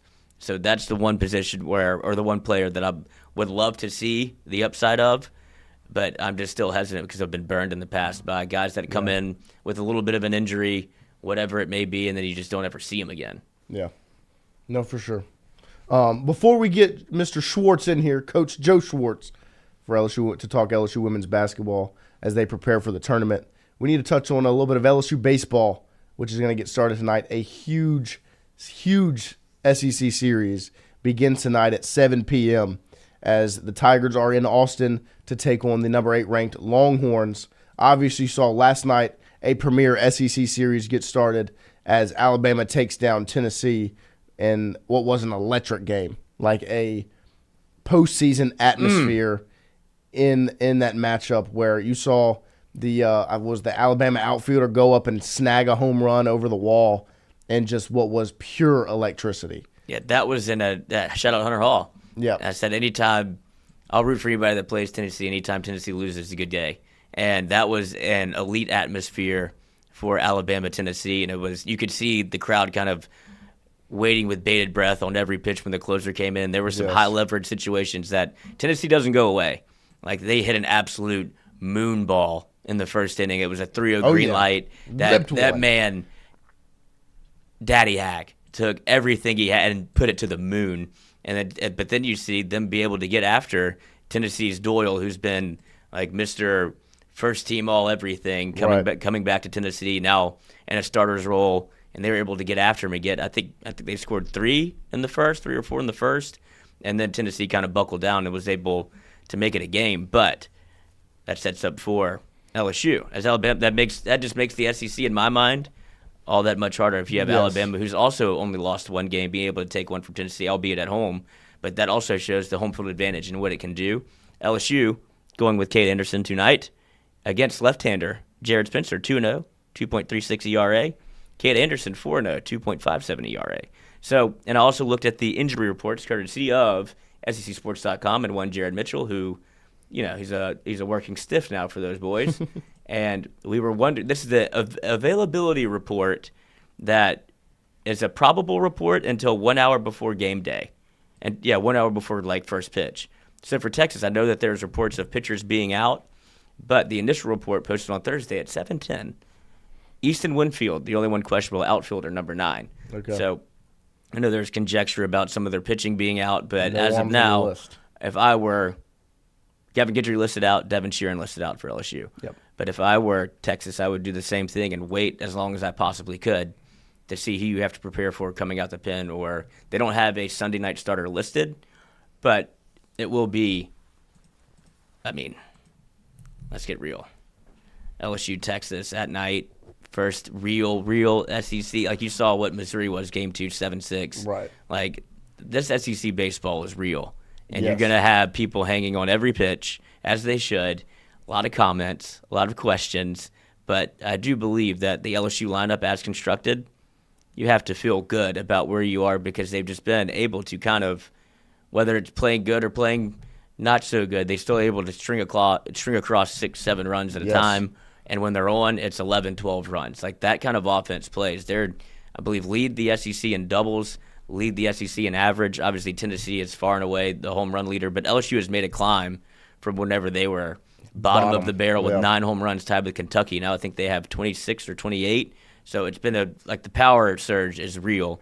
Jay Johnson said he wants to lead the country in doubles and walks, and they're, I believe, 3rd in the SEC in walks and 1st in the SEC in doubles. And they also have the shocking statement here, the most pinch hits on the year. Wow. Batting at a 300 clip, and with runners in scoring position, the number is absurd. But that's where everybody's bought in on what their role is and what the team is trying to do.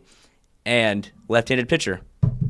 So we'll see if you get a what Pearson looks like. Or if you get a Pearson, Braswell. Brown, both. Yeah, Braswell. I would imagine in this type of series, you would get Braswell at 3rd. It'll be interesting to see what they do with who they pinch hit, because you could put Fry in right if you really wanted to. Right. But he's been pinch hitter, DH at times. But it's so hard to take in this type of environment. This is a Pearson game. Yes. Like I would try. You heard what Jay said about how they scoured for 2 hours about where to put him in the lineup if they shouldn't against left-handed pitching. I think this is one of those times where you've already seen him do it once. He hits the first inning 2-run homer, and they're like, oh, okay. And you want to keep your veteran, absolutely cool-headed guy to be in that lineup to make sure everybody's right. Last time it can get. Oh, go ahead. Last time we went to Austin, you relied on Gavin Dugas to not win you the game, but put the dagger in Texas and. Right. Was it a walk-off? Or was it a dag? I think it was just a. It might have been. It might have been a walk-off. I mean, it was to win the game. It won the game. I would say Gavin Dugas is the equivalent to Josh Pearson. Right, where you can at any moment. Right. And the moment's never too big. And they're more scared of him than he's scared of you. And so I wouldn't be surprised to see Pearson right and have that kind of veteran presence in the outfield. Stanfield obviously played in the SEC, but first year at LSU, and I would imagine that you'll see kind of the same lineup you've always seen aside from who plays right and who DHs. Those are your big question marks. I do think that Braswell feels against lefties and in a moment like in a game like this where I need professional, good at bats and a solid third baseman. We talked about it before the show, why it almost feels like college sports are more entertaining Right. than professional sports Right. because you don't know what's going to happen. Mistakes will happen. Right, and that's what causes the chaos. Yes. And if you could put somebody in there that you can kind of solidify and trust at third, because Reeves has been good, especially at the plate, but his defensive proficiency, he's a second baseman, and you Yes. moved him over to third, and you can see like kind of the changes happening of trying to play that position. And so I would put Brazzi out there, and then the rest. Like I said, really 2 question marks, and probably Luis Hernandez behind the dish. It'll be a Luis behind the dish. I think, that you're going to go with Interested the to see if mature they veteran go guys. Cade Benj again. That's what they've been doing. They've been piggybacking off of each other. Depends on what kind of lead you can get out to. Yeah. If they go straight, like try to win the first one, and if you see Cowan to Evans or Benj, if Benj can get you, if you can get Cade Anderson, he went 6 2/3. Yeah, 6 you can 1/3. get that again. Right. If you can get 6 straight, you feel good. But if he can go deeper into the game the way he has been, where he's been pitching at an elite level, I think that because what's the earliest you would bring Case and Evans in, the 8th? Or would you want to hold him until the 9th? I hate doing that to him, but he's proven to be a 6-out closer to this point. But if you don't have to, but I feel like if the game is within 2 or 3, you'll probably see Evans, just because of the trust factors there. And at some point, it's going to happen where he has a rough outing in a moment where like 6'4", now it's Right. 6'5", now bases first and second, 1 out, and he's still out there. And you'd be like, oh, I thought Case and Evans was his nails closer. Like eventually, it all happens to somebody. But I would be interested to see, with no Game 3 starter announced for Texas, and this is because of what happened in the midweek to Texas. Right, they had to pitch 6 guys. They had to pitch 6 guys, and now they're kind of, who we're going to have to bring out of the pen. Yeah. And so if I'm LSU, get on them early. Make it happen. Make it happen. Because if you can have Cade Anderson with a lead, and then you have Texas trying to extend their starter because they're like trying to save their pen, this could be it could be one of those games for LSU where it's like, oh, never really a contest. Right. So, LSU baseball tonight, 7 p.m. in Austin versus the Longhorns. Cannot wait.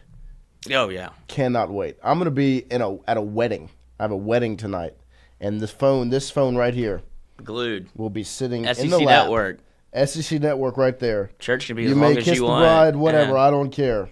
Watching LSU. Pucker up. LSU versus Tech. And kiss that baby Baby goodbye. goodbye. That's the only kiss I care about. We're going to be right back here with Joe Schwartz to highlight LSU women's basketball as they get their March Madness run started Saturday night at 9:15. At Auctioner, we know healing is a team sport. That's why we've partnered with world-renowned orthopedic surgeon Dr. James Andrews to create the Auctioner Andrews Orthopedics and Sports Medicine Institute.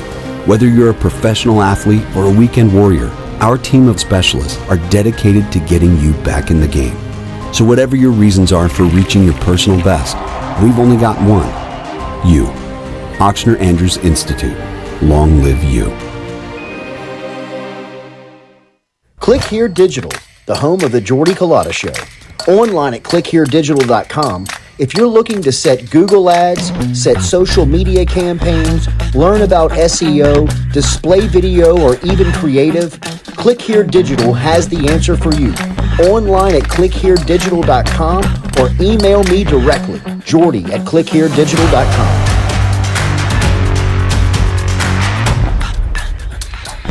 Family calls family. That saying resonates even more as your family grows. And we can't seem to stop growing. Meet the newest member of the Get Gordon family, Penny's cousin Rosie. Rosie already knows, the larger your family, the more people you have to lift you up during trying times. Just like at Gordon McKernan Injury Attorneys, we've grown to over 200 team members with over 50 local attorneys. So whether you pick Penny, employ Ellie, roll with Rosie, or Get Gordon, we want to be your lawyers for life. Your lawyers for life. Phil's Oyster Bar, a staple of South Louisiana since 1945, located in Southdown Shopping Center and online at philsoysterbar.com. If you log online, you can learn about the private party schedule, the catering menu, and even order online. Daily lunch specials Monday through Friday. Learn about the history of Gus Piazza. Took it over in the early 70s, made it an absolute stop-in for everyone who came through Baton Rouge, and now Anthony, his son, carrying on the tradition. Phil's Oyster Bar, Southbound Shopping Center, and online philsoysterbar.com. It's rare to find someone you can count on when it's go time. It's even more rare to find someone you can count on, well, all the time. At Sunshine, we're proud to offer the John Deere equipment you need and the team can depend on and off the field. Learn more about what it means to be powered by Sunshine at sunequip.com.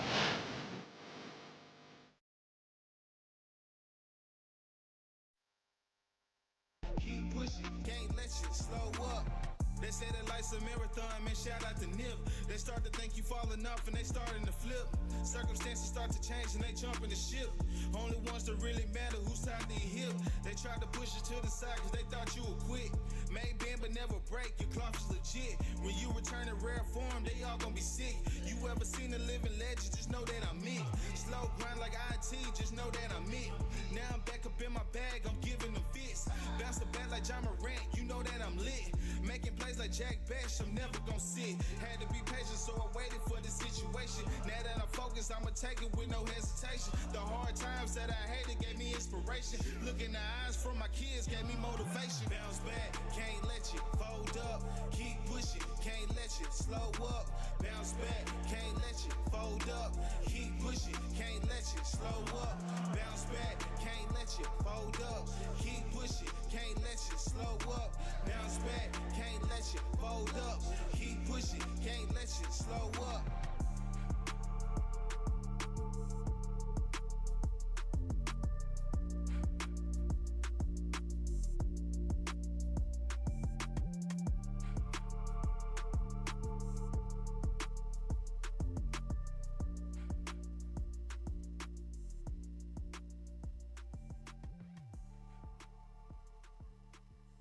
All right, welcome back here as we close out this Friday edition of the Jordy Culotta Show. We've got Coach here to talk LSU women's basketball as they get their March Madness run started Saturday night at 9:15. Coach, we appreciate you being here, getting us ready. Oh, I'm so pumped to be here. This is my favorite time of year. And it's what you live for. It really is. It's why we do it. It's why any coach gets into this industry on the men's side, on the women's side. Right. I was just watching a bunch of games yesterday, and like it just fires you up. And knowing that we're the last game on Saturday night after a full day of basketball yesterday, you're gonna have another full day today, and then you've got men's and women's games all day tomorrow, and then we're the nightcap. I mean, what more could you ask for? At home. At home. Like, because even watching yesterday, like, it's these, whatever, like, site games, and, like, for the 9:15 games, like, it's still packed out with people that, obviously bought their ticket to go and support their team. If you have to drive down the road, you get to be there at 9:15. Like, that place is going to be a madhouse. Right. So, I think the big thing that we've talked about as a staff, as a school, we've got to pack the PMAC. And right now, I think we're close to about, I'm trying to think of the number. Hold on. I don't want to give you bad information. I don't want to give bad information. So as of yesterday at 5 o'clock, we were a little over 10,500 tickets out. Come on. That is including over 1,800 student tickets that have been claimed. So wow.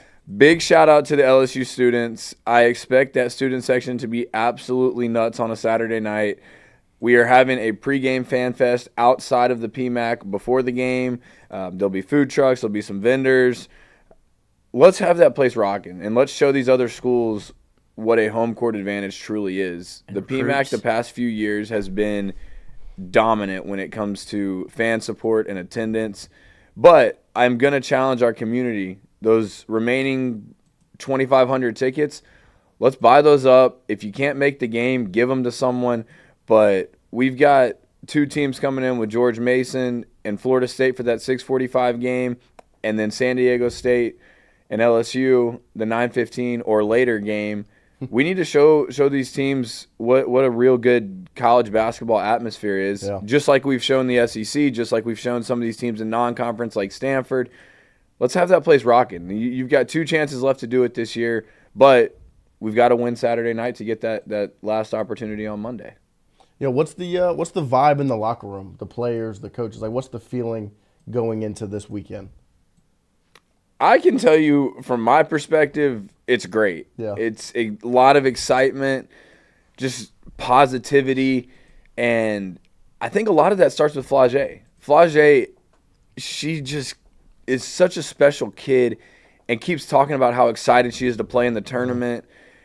It's funny. The other night, I was watching our game against Michigan 2 years ago, the year we went to the national championship. Flage doesn't even look like the same player. Mm-mm. She looked lost. She didn't really understand the game of basketball. She was just a young freshman out there just hooping. Right. And silly turnovers, bad shot selection, shots that didn't even look like they were going in. And now it's shots like when she shoots it, okay, that's a bucket, mid-range bucket, automatic. So Flage and I have had some really good conversations the past few weeks, and I've alluded to it on multiple occasions on either mic'd up, different interviews.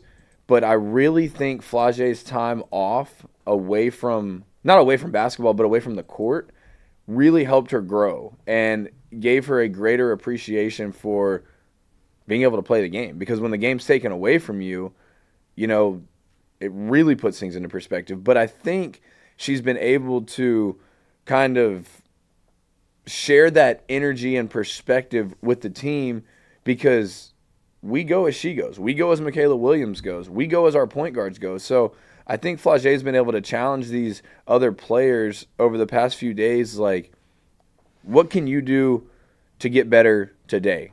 Because we're not going to win the game Saturday when the ball goes up. We're going to win the game preparing yesterday, preparing today, shoot around tomorrow.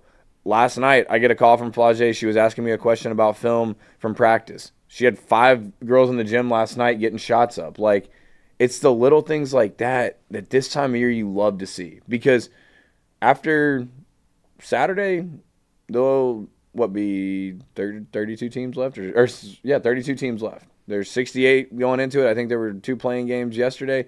So you got 64 teams starting today, and then that gets cut in half to 32, and then 16, and on and on and on. So it's survive and advance. And if you can't be excited for this, then why are you doing it? Yeah. As a player, as a coach, as someone associated with the university, like the Baton Rouge community should be ecstatic that we get to host 2 games at home. And I don't want people to take this for granted. Like, maybe did we win too quickly? Did we win a national championship too quickly? I personally think that game should be sold out on Saturday night. I know Coach Mulkey feels the same way. I know our staff feels the same way. And so I'm gonna keep challenging the community. I'm gonna keep asking people, like, y'all need to feel the vibes that we have. Y'all need to feel the excitement because it's special what we're doing right now. And I would just say, don't wait for game 2. Right. Like when you talk about, like, this is tournament time. There's one, and it could be one and done. Wherever you did everything that you did in the regular season, what you did in the SEC tournament, like, all of this is a culmination to not just a national championship. You have to win the first one to get to the second one.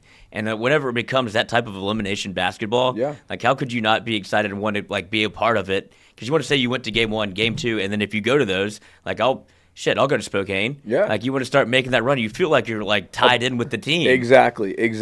And the thing is, we can talk about us all we want. We can talk about how excited we are. We can talk about what type of place we are mentally, how our girls feel. You got to think there's a team on the other side that feels the exact same way. They're coming here from the West Coast to come beat us. Well, what do we have to lose? Right, exactly. They're a 14 seed, but crazier things have happened. And you're starting to see it now on the men's side and the women's side. There's so much more parity in college athletics that anyone can beat anyone on any given night. And if we're not ready to play Saturday night and we get punched in the mouth early, it's going to be a dogfight. Yeah. It was last year against Rice. It was last year against Middle Tennessee in our first 2 games. So I think the biggest challenge for us this weekend, even though it's a late game, we're not going to use time as an excuse. Whatever. The girls are in the gym 10 or 11 o'clock, midnight. They're used to being up late, whatever. But we've got to focus on us and play a 40-minute game because I think as a staff, as a fan base, we can all agree it's been a while since we've played a complete 40-minute game. Yeah. And you can talk about the injuries. Anissa's been banged up. Flage's been banged up, blah, blah, blah, blah, blah. No one wants to hear that. We're 100% healthy right now. So let's go punch someone in the mouth. Let's get out to a big lead. I mean, yesterday it was so fun to watch McNeese just punch Clemson in the mouth. And I know the final score wasn't indicative. I mean, the 2-point game. That game wasn't a 2-point game. Clemson had no answer for the speed, the quickness, and I think that's one thing that we're going to be able to do against San Diego State is they haven't played a team like us. I think they only have played one Power 4 team this year. So we can get into that in a little bit, but we've got to focus on us and make this game 1, mean more to us than it means to the opponent. Yeah. What is something that you as a staff kind of learned about this team during the SEC tournament? Obviously with, some of those depth pieces getting some more opportunity to play, which is huge going into this March Madness kind of run. What is something that y'all learned in those 2 games in the tournament? I don't even think it's only what we learned in the SEC tournament. I think it's what we've seen all year. Yeah. I think it was kind of highlighted in the SEC tournament because we were really backs against the wall with Michaela in foul trouble, with Flage not playing, and then Anissa hurts her foot against Texas. But reminded to the Florida game, that was a game that we spent a lot of time preparing for because going in the SEC tournament, it takes 3 wins in 3 days to win the whole thing, but you've got to win that first one. Right. You don't want to go all the way to Greenville, spend 2 days there not playing, and then you play your first game and then you lose. So we were really focused on winning that first game, whether it was Alabama or Florida. And Florida's got a good team, and Florida's the type of team that can score. They'll guard you a little bit, but if you let that freshman point guard McGill get going, they've got some really good post play, some really good size. If you let a team like that get going, you're still going to be in a ball game with them. But I think one thing we really focused on in that Florida game was execution on the offensive end, taking care of the basketball. We've got to get a little bit better defensively, and we've talked about that. That is what's going to take us on a run this NCAA tournament, if we're being completely honest, because we rely a lot on shot making. We've said it all year long. Michaela's got to be making shots. Flage's got to be making shots. But on the flip side, you go back to that Ole Miss game at home on Senior Day, we gave up 54 points in the second half to a team that only averages in the high 50s in conference play. Right. Like, that's not who we are. So I think going back, looking at film from the Texas game, from both Texas games, Ole Miss, Alabama, even Kentucky in the first half, like, we've learned that we're capable of beating anyone. There's no doubt. Mm-hmm. But it's the special situations, it's the execution, and it's being there mentally. Because those mental lapses can really, really hurt you, and they have this year for us. But we've worked a lot these past 2 weeks on those special situations. Every day in practice, we're going over quick hitters. We're going over, 2 minutes on the clock, we're down 5. Or 1 minute left, we're up 3. Like, do we hold the ball? Do we go get a quick shot, 2 for 1? Are we fouling in this situation? So it's just little things that after a full, 33, 34 games, you pick certain situations from certain games, and it's like, all right, how can we learn and grow from things we've either done well or we haven't done so well? So I think we've learned that we've been battle-tested. I think we've learned that we can battle through adversity. 100%. But I think we've also learned that we're really freaking good when we put our minds to it and when everyone's bought in and we play unselfish basketball. Yeah, no, for sure. Looking forward to Saturday night. Talking about the opponent, San Diego State. What are some of the challenges that they bring as a team, and that LSU that y'all have to kind of account for on Saturday night? Like I said earlier, when a team comes in to the PMAC and they're playing against LSU, that's number one. Right. They're going to be excited to play. They're going to be scrappy. They don't have a ton of size, but what they lack in size, they're going to make up for in effort. We have to make the game mean more to us. And I don't. We can talk about X's and O's. They set a lot of ball screens, whether it's high ball screens, whether it's wing ball screens. They love the ball screen action. And then on the flip side, they're going to do certain things to kind of mess with us in our ball screen action. So what we've been working on the past couple of days is how we're going to attack their ball screen defense and how we're going to guard their ball screen offense. They're not an extremely great three-point shooting team from a standpoint. They only make about 4.5 a game, but they've got kids on their team that shoot in the high 30s and low to mid 40s from three. So it's one of those things where you've got to respect them because of the stats, but it's not what's going to beat you. You've got to take away the paint. You've got to take away the paint. These first two games, whoever we play, whether it's San Diego State and George Mason or San Diego State and Florida State, you've got to take away the paint to get out of your first two games in Baton Rouge. That's been the key to a lot of our games, especially in the SEC, because the SEC is so dominant. It was Kentucky. It was Ole Miss. It was Oklahoma. It was Tennessee. If you take the paint away, you're going to put yourself in a really good position to win. But San Diego State is a scrappy little team, but I really think our athleticism in quickness, speed, getting up and down is going to be the difference in the game. I think we've got to put our foot down and say, hey, this is our style of basketball. We dictate the tone, the speed, and let's get the ball out and go. That's what I was. Is there, in a game where you're obviously the higher seed, favorited, all of that, is there a case of if we just focus on us and play our brand of basketball, we really shouldn't have anything to worry about? Like, you can respect the opponent, all of those things, but it's like at the end of the day, we're most definitely the better team, or else it would have been seeded this way. We wouldn't have a home game in Baton Rouge. Is it just more of, hey, if we play our style of basketball, if we play our brand and we play it for 40 minutes, there's not a lot of teams that can beat us, and certainly not tonight. Exactly, and I think the key word was 40 minutes. Mm-hmm. I think we've had... I've harped on that. Right. You've harped on it since Stanford, or even before that. We've got to play a 40-minute game, and it starts from the jump. I mean, we see little things on film, and it's like, all right, we should be able to score in certain situations early in the game, because this is where teams lack focus. They fall asleep sometimes on ball reversal. Their help side defense isn't good. So it's that fine line in the NCAA tournament, and I hate to use my alma mater as an example, but the other night I'm watching Texas versus Xavier. They're up double digits in the second half, and they had some individuals that tried to take over in a game. You've got to let the game come to you in March. You obviously want to know who's going to take that shot or who to run a play for, but you've got to trust in your system. And we've got a system where we put individuals in a position to make plays when we run the right stuff, when we execute it the right way, when we set good screens, but something really, really small. We've got inbounds plays that, or different sets in the half-court offense where the person we want taking the shot needs to go set a good screen so they can set themselves up to come off a cut. So it's really little stuff like that. It's like, trust what we do as a staff. Trust what Coach Mulkey has put together for 40-plus years as a coach. Like, this stuff works if we do it the right way. But it has to be for 40 minutes. It has to be as a team. We have to be connected. We have to have that synergy, so to speak. And like you said, we can beat anyone.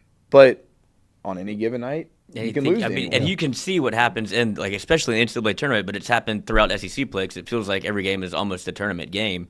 But when it gets to that, almost whether you're up big or you're like, it gets to a point where there's going to be a run made, and in the SEC tournament, that feels elevated.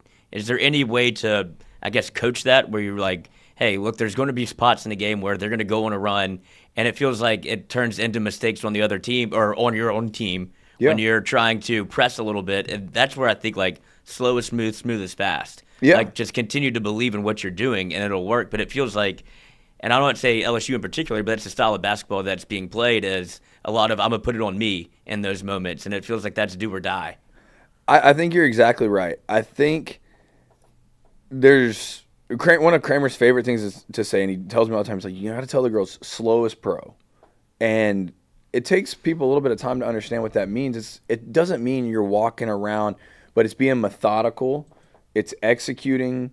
It's going through every read, every progression, and not like we're quarterbacks or anything, but we need a point guard on the court that can be a floor general. So we need people that can put certain players in the right position, deliver them the ball, but it's all situational. Like you said, teams are going to make runs in March. That's just what they do. They're playing for their season. And there are ways to do that. I want to give a big shout out to our Dream Team guys. So our Dream Team is our male practice squad. and they have been unbelievable all year, really all 4 years. But this year, more than ever, they've watched a lot of film. The past couple of days, they've gotten us ready for the conference tournament 2 weeks ago, NCAA tournament. They were at 6:30 a.m. practice yesterday. These kids have poured in their hearts and souls and energy, blood, sweat, whatever you want to call it. We've had some broken noses. We've had an ACL. Like, these guys, no, I mean. That's why they get rings. Exactly. And so one of the things that Coach likes to do is situational game moments with our dream team. So she may say, all right, dream team, you're shooting a free throw up 5 with X amount of time left. And they'll just play it out. Or we'll go a 10-minute quarter and scrimmage against the dream team. But she puts different restrictions on the dream team. So, hey, they might only have 1 post, so it's a 4-out, 1 in. Or 2 posts, stay in the paint and don't go out of the paint. Or this post is only setting the ball. So, obviously, our dream teamers are very, very good basketball players. A lot of these kids either played JUCO ball and are now transfers, or played high-level high school ball, and they know the game. So, they can prepare us for those runs. Obviously, it's hard to simulate in a big arena with a lot of fans, but 3 going in a row. Right, exactly. But it's demoralizing when those guys, and I'll hop in with them every now and then. G will hop in with them every now and then, because one thing that Coach doesn't love is when the girls and the dream teamers get into it. But Coach G and I, we'll talk shit to the girls, blocking shots, guarding them, scoring on them. Yeah, give me that shit. And in the moment, they get mad, but I think they're starting to realize, like, we're not doing it. Like, it's not personal. Like, we want you to be the best version of yourself when that ball tips on Saturday night or on Monday or when we go to Spokane, hopefully. So you talk about those runs. You talk about being able to weather storms. That's been one of our themes all year, especially on the road. But now in March, like, you've got to be able to weather a storm, whether that means calling a timeout, bringing everyone together, or say it's a foul and we huddle at the free throw line. Like, you've got to have someone on the court or multiple people. And that's what you're hoping for in March. You're hoping for, if we go to the free throw line, whether we're shooting a free throw or the opponent shooting a free throw, you see 5 LSU players huddled at the foul line, look at coach, get the play call, and hey, we're good. We're good. If they hit 2 shots in a row, whatever, calm us down. I'm not a huge fan of the timeout when a team goes on a big run. Now, if it's an extensive run, you need the timeout. Because if it gets 10, 12, whatever, you might need it. But if they hit 2 threes or three threes in a row, it's a 6-0, 9-0 run, something like that, calm us down, get us into something. Because we've talked about this. Go back to the Kentucky game. Runs can work in both ways. And those timeouts can either be run killers or they can take all the momentum away. So we went on that big run against Kentucky and called a timeout to get some subs in. Well, Kentucky goes on a big run after the timeout, so it actually helped them. So you've got to be real strategic when you call those timeouts. But it's March, and you've got to know every little detail and every situation, know where everyone's going to be on the court, because that's how you win in March. Well, you've seen, like, Popovich is noteworthy for this, and I think Coach Mulkey did it against, I believe it was South Carolina. It was like 21-2, and she never called a timeout. She was like, y'all play it, y'all figure it out. Yep. And you've seen Popovich do that in playoff games. She's like, I'm not here to, like, I'm not saving you. Like, this is a growing moment in March, and it feels like that's even amplified too, where a lot of scrutiny is going to come whether you call a timeout or not. Like, people are going to have an opinion, but when it comes to Kim and, like, how she runs a basketball team, I think she has a good pulse that she's been there before. Do you see her change at all? Obviously, very high intensity regardless. But is there, like, you saw Will Wade yesterday. Like, that's who he is as a coach. Kim Mulkey's kind of the same way. Does that get up to 12? Yeah, I think it does. Coach is one of the most detailed-oriented coaches I've ever been around. She wants to play. Yes. Oh, she would love to get out there. I will say this. Starting after the SC tournament, you saw that kind of notch go up a little bit. Sunday night, and I've been going to coaches selection shows for 20, however many years she was at Baylor. I think I went every year when they were at Baylor. And then for 4 years now at LSU. Sunday night was one of the most excited nights I've seen her for a selection show. Why are we excited to be a 3 seed? Well, the 3 seeds worked pretty well for us in previous years. We like our region. We like our matchups. But it's March. And we've had a lot of adversity this year. We've had some injuries. We've had different lineups.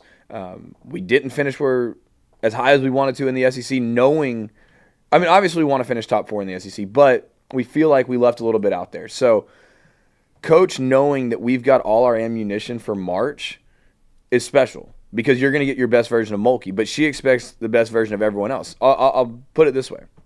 I'm not going to use any names or anything, but we had a little mishap as a staff in practice the other day.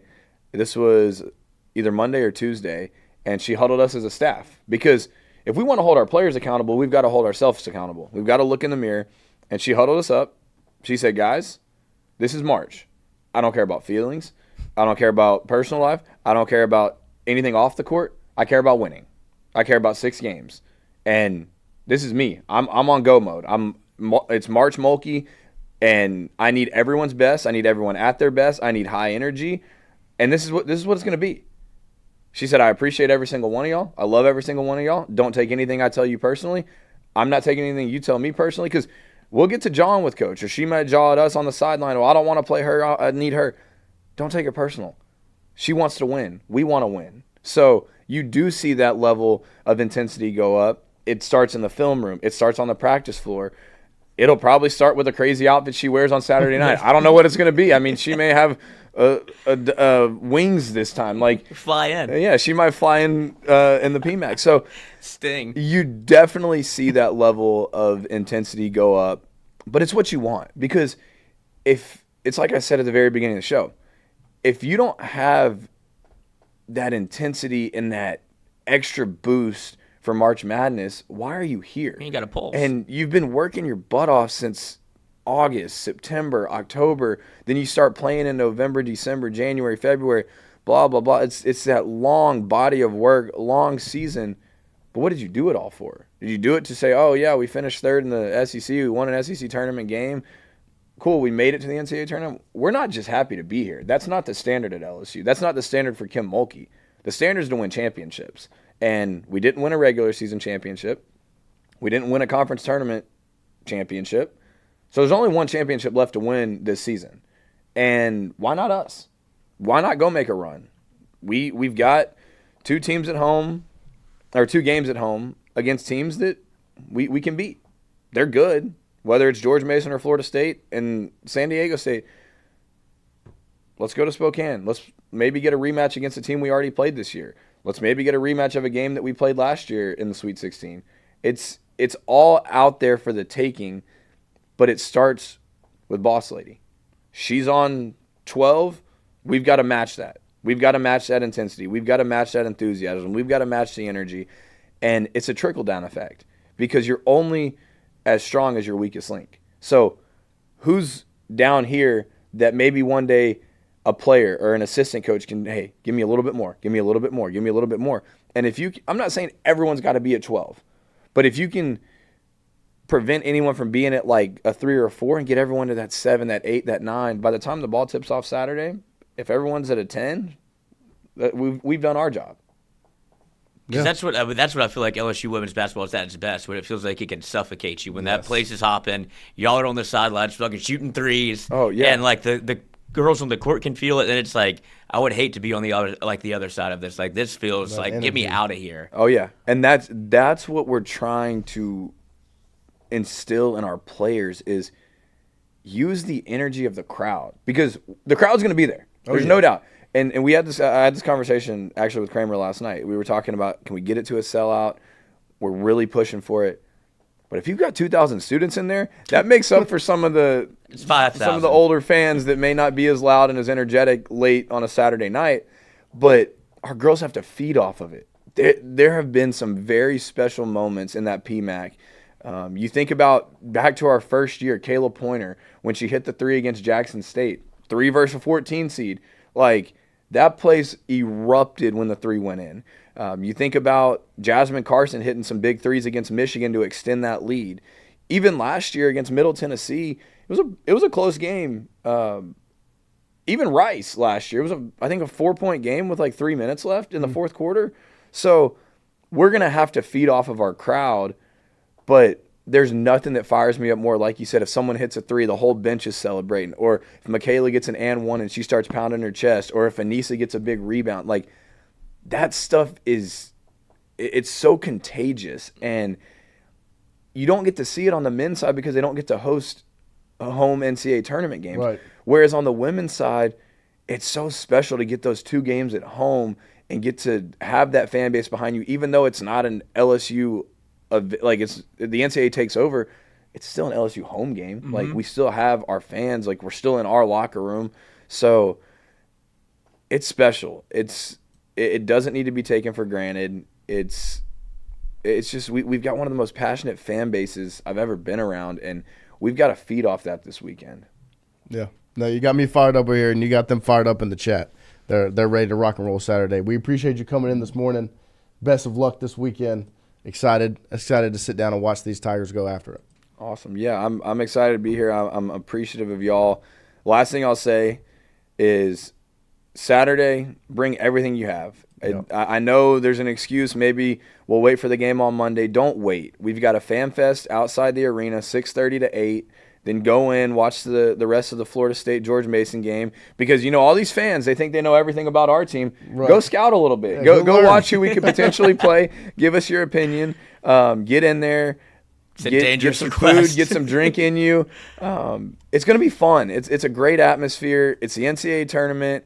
Like I said, it's the last game of the day on Saturday. So you can spend all day at home watching hoops and then get to the PMAC. Take a nap. Yeah, take a little nap. Make you an extra cup of coffee. Like, have some fun with it. Come to the Fan Fest for a little bit. Get inside.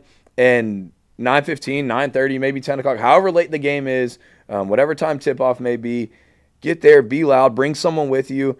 If you are looking for extra tickets, there are tickets available. It's $40 for the weekend. So you get tickets to the first game at 6:45 before us, George Mason, Florida State, then our game, and then you would get tickets for Monday game. So $40 for the 3 games. It's actually a pretty good deal, and it's going to be a lot of fun. And then Monday, if we can take care of business Saturday night, there'll be another fan fest before the game. I'm hoping it'll be an evening game, and it'll be the last time to watch us play at home this season. So show up, show out, be loud, come support the Tigers, and if you know anyone that wants to come to the games, buy up those remaining tickets because we've got to stay relevant in this conference. South Carolina's getting a lot of fans, and they've got a big arena, blah, blah, blah. They've been around for X amount of years. Dawn's been there 16 years. I don't care about any of that.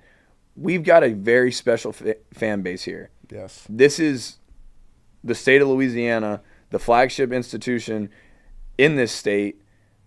And quite frankly, we're, besides McNeese and shout out to Southern, like this is what we got right now. Yep. Baseball's out of town this weekend. Softball's out of town this weekend.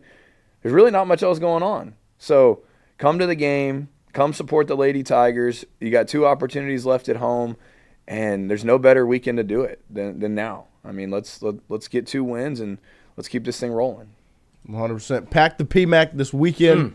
Get out there. Get ready to support the Tigers. We'll be back Monday morning to break it all down for you here on the Jordy Culotta Show and get you ready for the rest of March Madness. We appreciate you once again, Coach. Best of luck this weekend.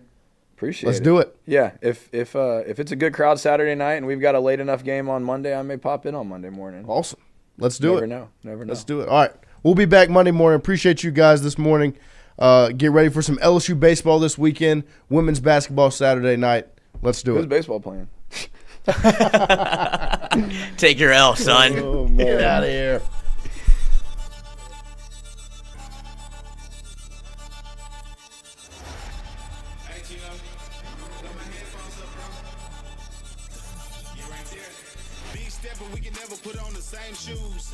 I've been giving L's like I know love and I can't lose. For myself, man, I can't lose. For my family, man, I can't lose. I grind hard and I can't lose. I'm stacking days, man, I can't lose. Big stepper, we can never put on the same shoes. I've been giving L's like I know love and I can't lose. For myself, man, I can't lose. For my family, man, I can't lose. I grind hard, man, I can't lose. I'm stacking days, man, I can't lose. Business is business, yeah. I grind for the